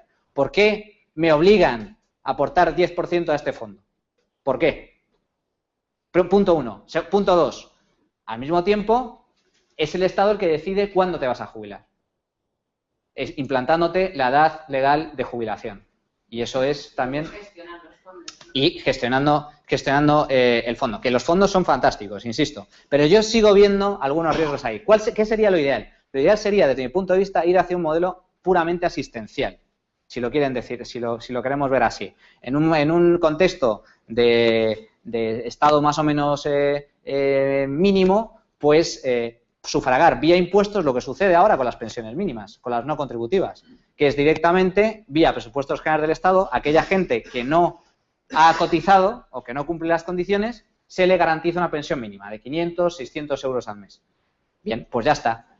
Pero el resto es, desde mi punto de vista, ¿cuál sería la transición? La transición es eliminar las cotizaciones sociales. Automáticamente, ¿qué pasaría? Pasaría que la gente, de forma natural, viendo que el día de mañana, si no ahorra, va a estar condenado a cobrar una miseria, va a ahorrar. Y, al mismo tiempo, se van a desarrollar un conjunto de productos muy variado. No solo fondos de inversión o una mayor cultura financiera, porque te vas a tener que responsabilizar de tu ahorro, sino incluso planes de empresa. Las empresas, al igual que te ofrecen extras, te ofrecen incentivos, te ofrecen seguros sanitarios, te cubren, pues te van a ofrecer un plan de pensiones.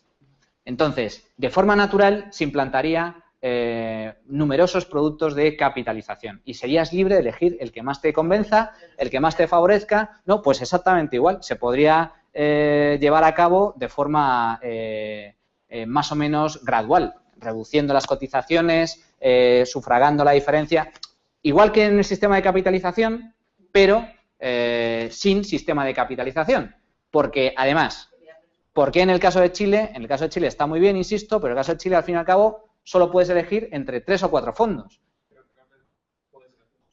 Puedes elegir muchos más, pero está limitado, aún así. Aún así está limitado. Pero vamos, independientemente de todo, lo ideal sería libertad total. En ausencia de libertad total, es evidente que el sistema de capitalización es 1000 veces mejor que la seguridad social. Vamos ahora con varias preguntas de Twitter. Por dar los datos, como estuvo el otro día José Piñera en el Free Market Roadshow, el sistema público de pensiones chileno tiene ahora mismo como el 70% del PIB de Chile. Si España, en 30 y pico años, o sea, si España implantase eso, pasan 30 y pico años, es como si tuviésemos, en vez de los 50.000 que nos van a durar 50 meses, como si tuviésemos 700.000 millones de euros.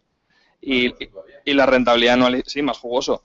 Pero creo que la seguridad jurídica de Chile en ese sentido es enorme. Es decir, el respeto a la propiedad privada que tienen de los planes de pensiones pues es muy grande. O sea, al hilo de lo que comentabas tú, lo que hace falta es seguridad jurídica y un respeto absoluto a la propiedad privada, cosa que no tenemos en España. Pero hay países en el mundo que tienen un respeto absoluto a la propiedad privada como pueden tener a la vida. Te pregunta Chus Dántez, dice, ¿podrías explicar el caso de Estados Unidos por encima, quiénes y por qué quieren cambiarlo y las diferencias con España?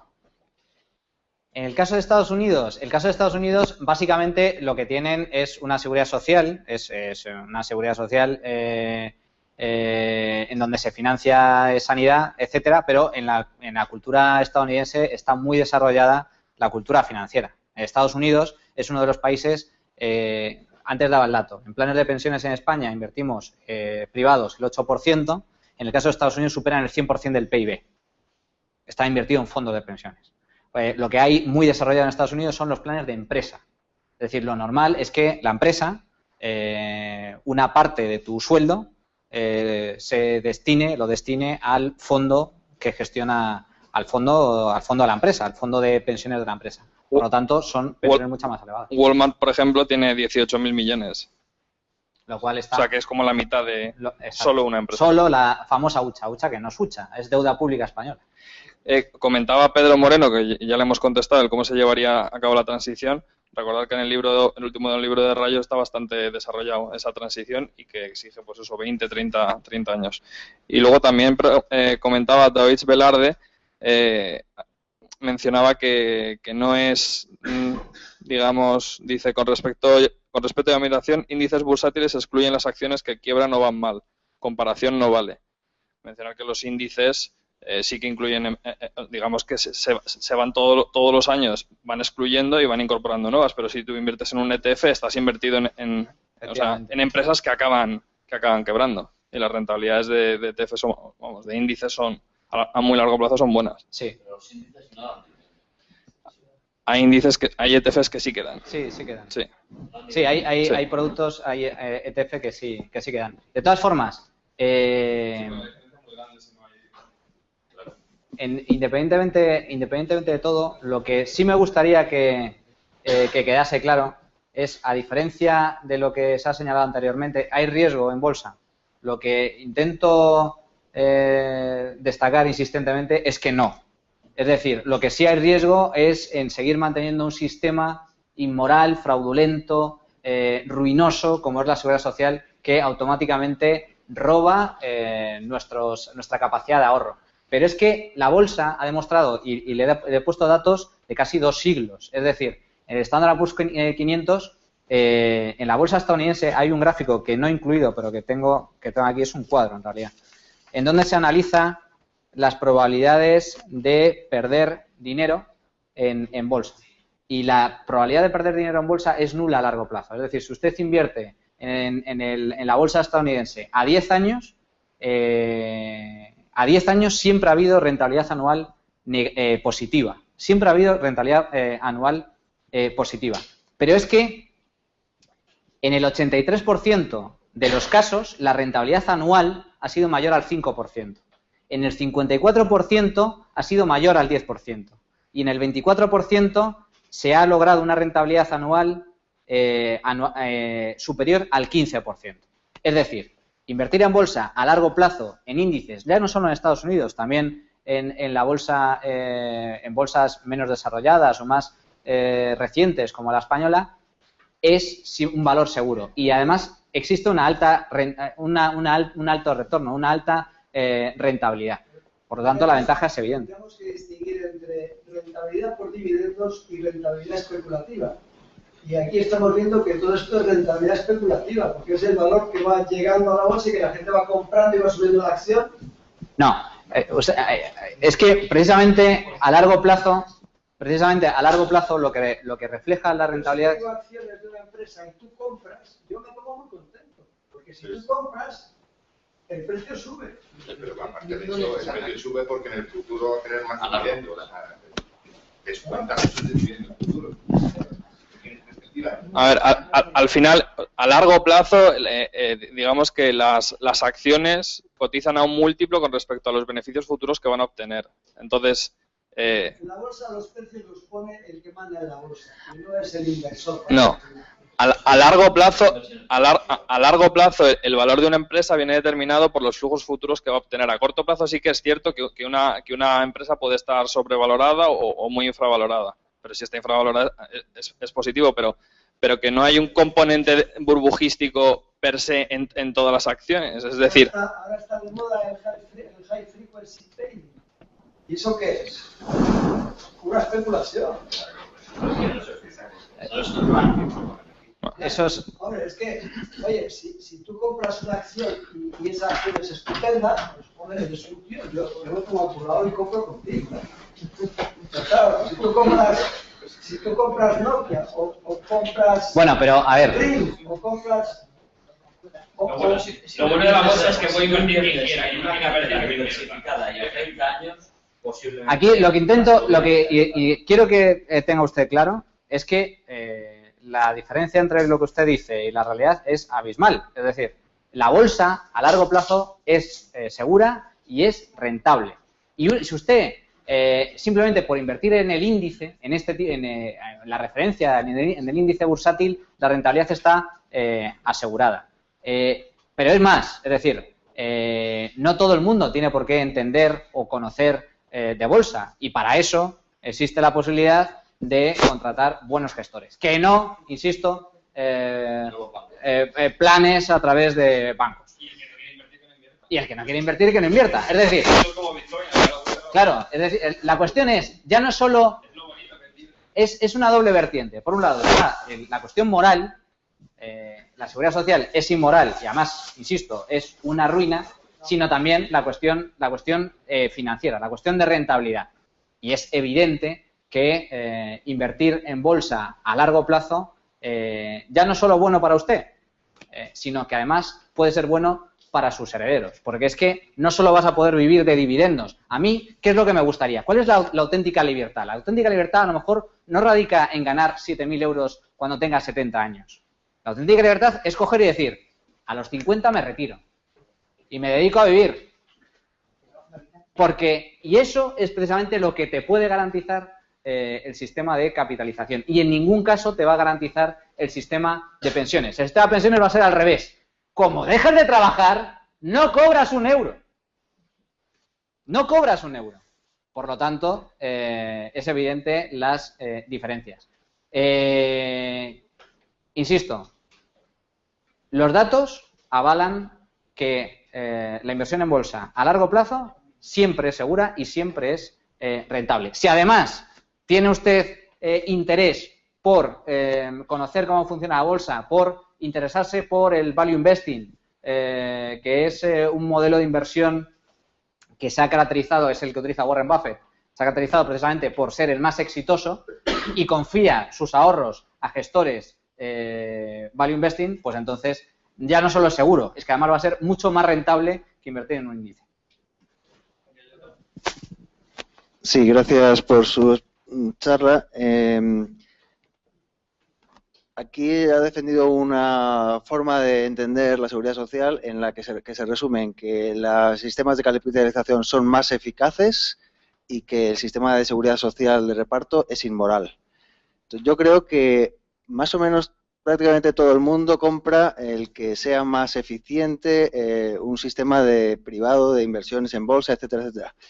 Pero casi nadie compra el que sea inmoral, el sistema de seguridad social. Más bien al contrario. O sea, lo que se percibe por casi todos, y lo que es quizá más intuitivo, es que un sistema en el cual, si tú no has cotizado por las razones que sean, porque eres un irresponsable o porque has tenido mala suerte en la vida o porque has tenido un accidente o porque vives en un pueblo y no has podido ganar casi nada de dinero, pues entonces te mueres de hambre cuando eres mayor. Ese es el argumento que yo creo que tiene muy dentro todo ciudadano. Entonces yo creo que más que hablar sobre las virtudes de un sistema de capitalización y demás, que yo creo que más o menos todo el mundo las entiende, creo que donde hay que hacer más hincapié es en el lado de la moral, porque así es como se percibe. Yo no digo que esté de acuerdo, pero creo que es así como se percibe y creo que es importante tenerlo en cuenta si quieres avanzar. Otro punto.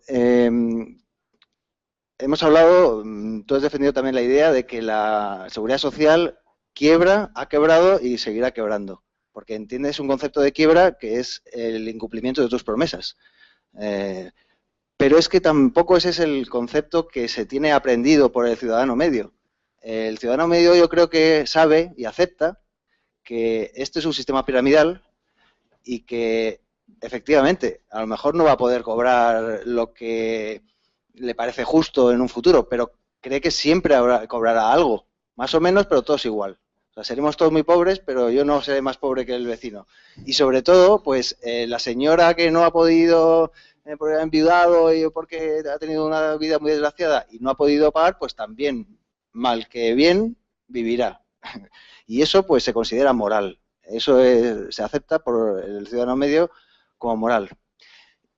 Y una tercer apunte que quería aprovechar para hacer, aunque no tiene nada que ver con los anteriores, pero ya que tengo el micrófono no lo suelto, es que hay una cuestión que a mí siempre me preocupa. Es un argumento que he leído en el libro de Rayo y que te he oído a ti exponerlo aquí, y es una cifra.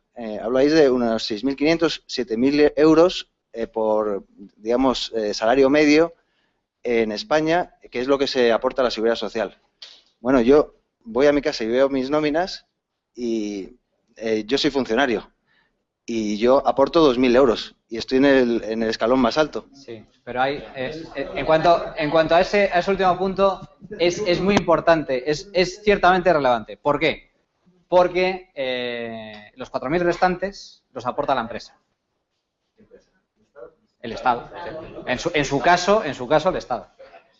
Pero en la empresa privada aporta aproximadamente son 5% el trabajador y el 30% restante, 30% la empresa. El concepto generalizado es que, bueno, eso lo paga la empresa, pero es que es la empresa. Es mentira. Si lo tuviera que pagar la seguridad social, te lo podría pagar a ti. Es cierto. De hecho, erróneamente se dice, no, pero la cotización social no es un impuesto.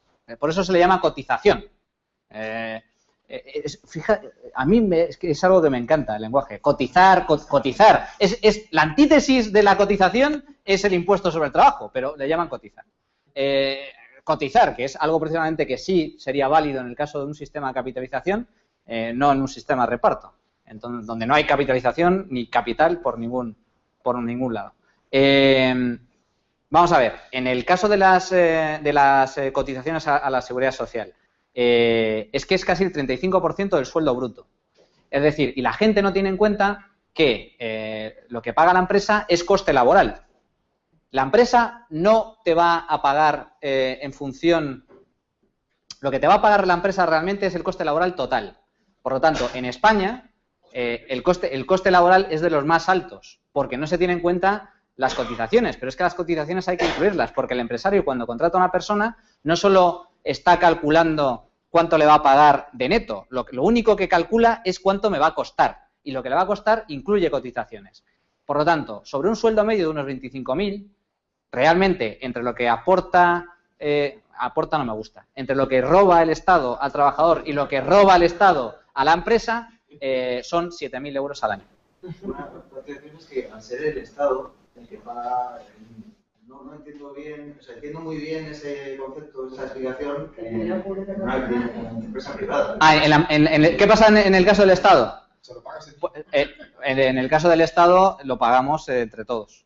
Un consejo para los que quieran invertir en bolsa.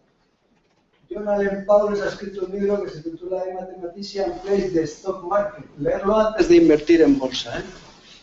Está en internet en PDF, lo podéis descargar y habla del interés compuesto, de los crecimientos exponencial y muchas cosas. Bueno, pues... sí.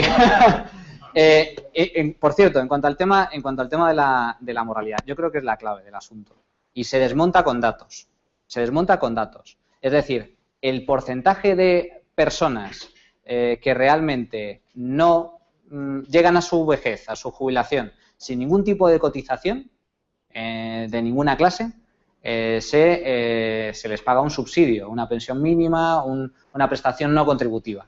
Las prestaciones no contributivas en España, su volumen es de unos 5.000 millones al año. 5.000 millones. 5.000 millones al año sobre un coste total de la Seguridad Social de 130.000. O sea, que es mentira. Es decir, el riesgo de que si la red estatal... O sea, es lo que utiliza el Estado como argumento para saquearnos a todos. Y yo lo equiparo a lo que sucede en los aeropuertos cuando te requisan las colonias.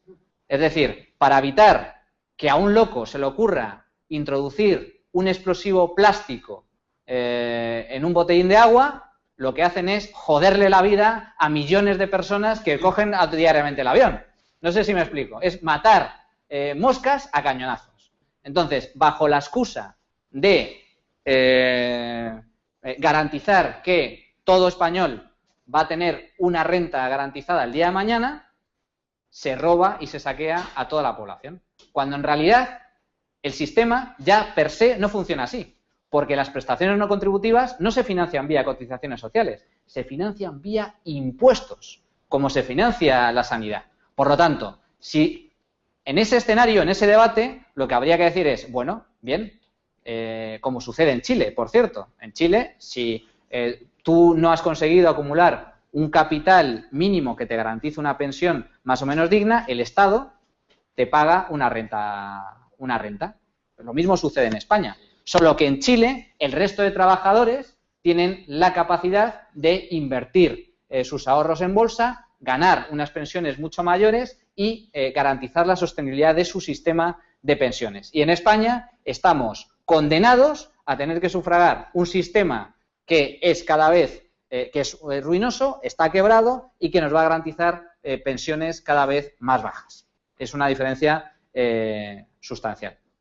Buenas, ante todo, muchas gracias por la conferencia. Quería decir que con lo que has dicho, que el sistema es más eficiente, lo que propone la capitalización o incluso el sistema chileno, aunque sea más eficiente, el argumento no va a comprar la moral de mucha gente. Cuando tú pones el ejemplo o del niño que tiene insulto, que es diabético, que está en la montaña y tal, o la persona que tiene una preferencia temporal muy alta y no va a ahorrar nunca en su vida y no va a aprender nunca a ahorrar, ese argumento es muy fuerte, compra mucho. Y dado eso, políticamente, en un Estado democrático y tal, es muy difícil que se llegue a cambiar mucho el sistema de pensiones en cualquier caso, ¿no?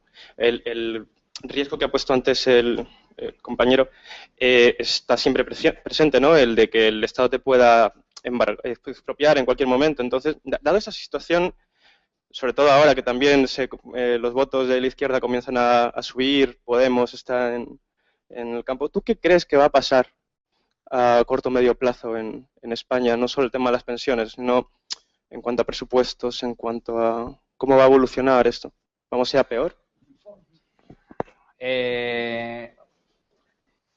En España la situación económica es la que es. Es decir, se habla mucho de recuperación, pero estamos más bien en un escenario de estancamiento. Todavía no se ha explotado la burbuja estatal, todavía no se han corregido graves desequilibrios y en cualquier momento puede saltar otra vez las turbulencias financieras y España estaría en primer lugar junto con Italia debido a su elevadísima deuda pública para bueno, pues sea la siguiente en la lista para ser rescatada. Por lo tanto, desde ese punto de vista, yo soy más bien cauto. En cuanto al tema de las pensiones, yo estoy convencido de que muy posiblemente todos aquellos que tengan un plan de pensiones privado están entrampados, muy posiblemente se les va a eliminar las deducciones fiscales, muy posiblemente, en llegado el caso, se van a expropiar.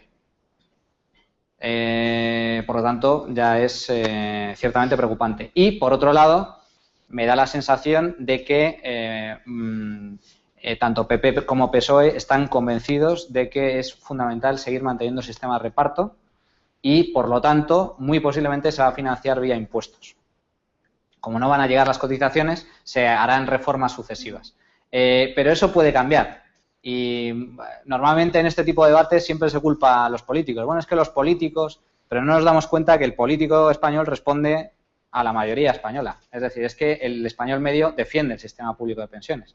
Por eso es tan importante tratar de aleccionar a la gente de que no solo es inmoral, sino que además, erróneamente, la gente piensa que cotiza para su futura jubilación. Realmente no desconocen cómo funciona el sistema. No saben, piensan erróneamente que las cotizaciones se guardan. Es así, piensan que se guardan. Mucha gente piensa que se guardan. No, yo es que he cotizado toda mi vida. ¿Y qué? ¿Me explico? ¿Y qué que haya cotizado? Es que ya me lo gasté. Lo que usted lleva cotizando desde hace 30 años ya me lo gasté yo hace 30 años. Una aclaración, en los planes de pensiones, eso de que desgravan, sí, es una desgravación también fraudulenta. Totalmente. Porque cuando vas a cobrarla... Te lo cobran todo. Efectivamente. Porque pagas lo que es la pensión... Es cierto. Es cierto. No, se difiere. Realmente no es una deducción. Se difiere el pago. Sí, efectivamente. Te quería preguntar, a lo que estabas comentando, si hay alguna encuesta que haya preguntado sobre esa ignorancia del sistema de reparto. ¿Te consta? ¿Sobre cómo funciona el sistema? De lo que piensa la gente que es. Igual sí. Que la gente se piensa que el 100% de su dinero en un depósito bancario está bien guardado y demás. Sí, sucede lo mismo que con los depósitos. La gente cuando le dices, no, si yo tengo... A mí me contaron una vez una anécdota muy curiosa, ¿no? Una señora ya mayor, esto me lo contaba un jefe de una sucursal bancaria. Una señora mayor que tenía sus ahorros metidos en un depósito y iba todas las semanas a la sucursal y quería hablar con él, no con la persona que estaba en ventanilla, ¿no? Y quería hablar con el director y lo que le preguntaba al director es, enséñame el dinero. Y entonces el director de la sucursal le decía, no hay problema, señora. Y se iba a la caja y sacaba sus 3-4 millones de pesetas. Ve, aquí lo tengo. Aquí lo tengo. Y ya dormía tranquila. Bueno, desconocen como... o sea, el grave problema de España es el siguiente. Yo lo resumo de la siguiente forma.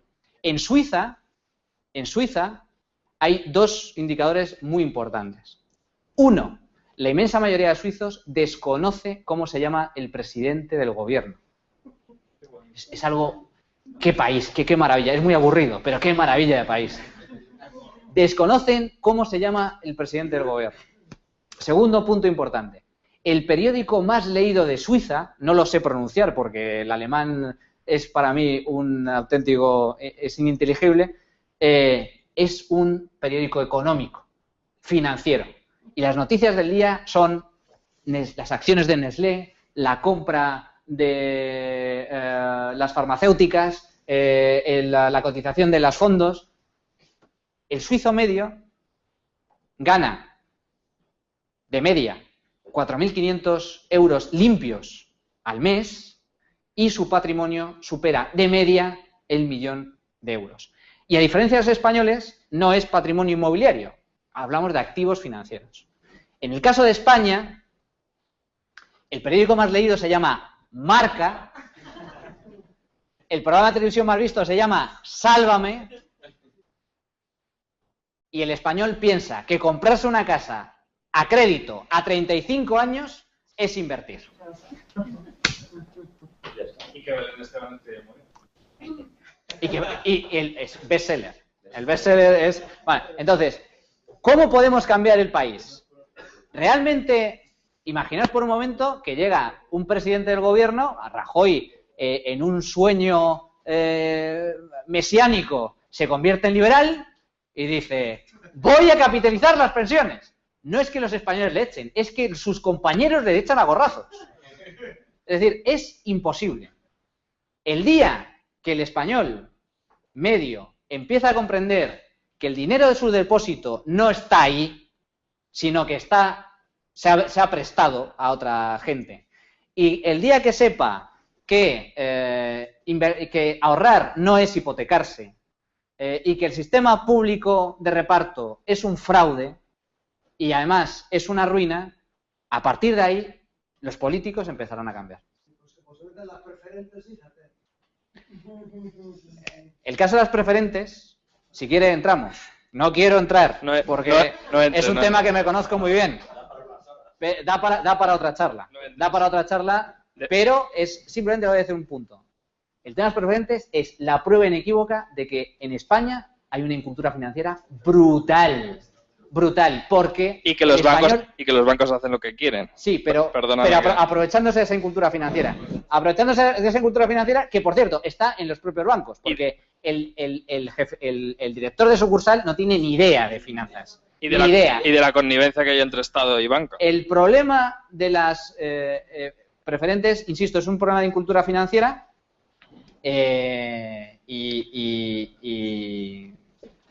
¿por qué?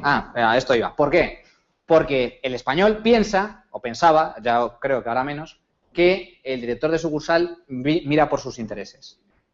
El director de sucursal, la gente que trabaja en banca, señores, son comerciales. Comerciales. Su trabajo es vender lo que les dicen. Y de hecho tienen un programa anual que tienen que cumplir. Y tienen que conceder tantos créditos a pymes, no sé cuántas hipotecas, captar X depósitos, fondos de inversión, venta de inmuebles, ahora también venta de inmuebles. Son comerciales.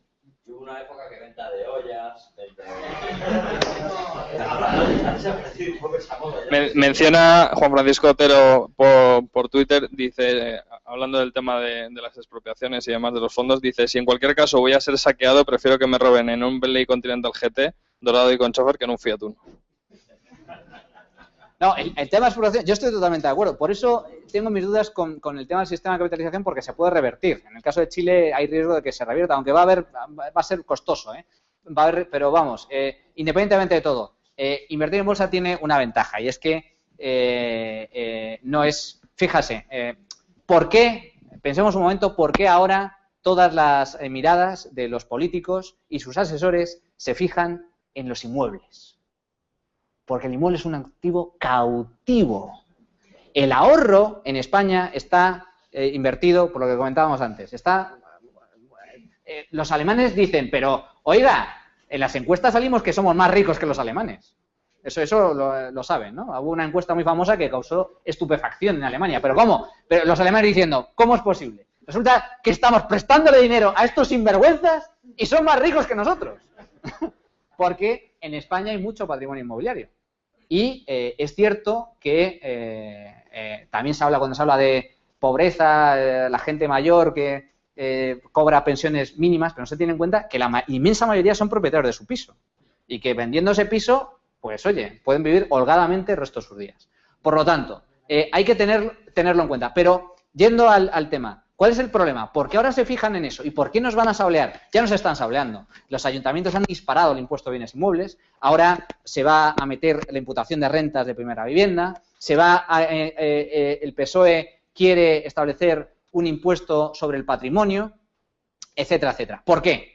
¿Cuál es el problema? El problema es que es un activo cautivo. Tú no puedes vender la casa mañana, hoy por hoy ya es complicado, pero es que aunque estuviéramos en burbuja iba a ser complicado, lleva un tiempo, etcétera, y tú no puedes llevarte tu casa a cuestas. Sin embargo, el capital lo puedes mover. Esa es la gran ventaja. Tú tienes tus acciones. Si tú estás en un fondo, es muy difícil que el gobierno, a no ser, insisto, que haya una revolución comunista y, oye, pues la puede haber. Pero entonces ya no es cuestión, ya no te preocupes de eso. No te preocupes de eso. Preocúpate de salir del país, vivo. Claro, ¿qué más da que te expropien los ahorros? No, lo que hay ahora es una socialdemocracia exacerbada y bueno, pues, pero no, hay niveles, hay niveles. Un respeto, porque los cubanos sí que saben y nosotros, bueno. Independientemente de todo, lo que trato de decir es que con ahorros en activos, la capacidad del Estado para expropiar es muy, muy muy complicada. Muy complicada porque, para empezar, es decir, imagínense por un momento que la gente realmente haya una base de gente que esté en España y no recuerdo el número exacto, pero hay unos cuantos millones de personas que invierten en bolsa. 8 millones. Es decir, oye, son 8 millones. Un presidente, cualquier político, oye, 8 millones se lo piensa 2 veces. Por eso son tan cuidadosos con el tema de las pensiones, porque son 8 millones de votantes. Y 8 millones de personas que invierten en bolsa y de repente coger y decir que te expropio. Bueno, pues igual me expropias, pero igual te quemo yo en Moncloa mañana. Entonces, es complicado. Y además siempre existe la posibilidad de coger y resguardarte en un fondo en Luxemburgo o tener dinero invertido en empresas extranjeras, que la única forma de que te roben realmente es nacionalizando una empresa. Siendo extranjera es imposible. Te metes en un follón ya a nivel internacional jurídico, es decir, es realmente difícil. Exacto. Bueno, ante el tema apocalipsis, hay un inversor que se llama Mark Faber que dice que en el caso de apocalipsis lo mejor que puedes hacer es oro en una caja de seguridad en el aeropuerto de Singapur. Y ahí eso es dinero garantizado. Es donde mejor puedes guardar tu dinero. Muy bien. ¿Ya? Bueno, pues muchas gracias por todo.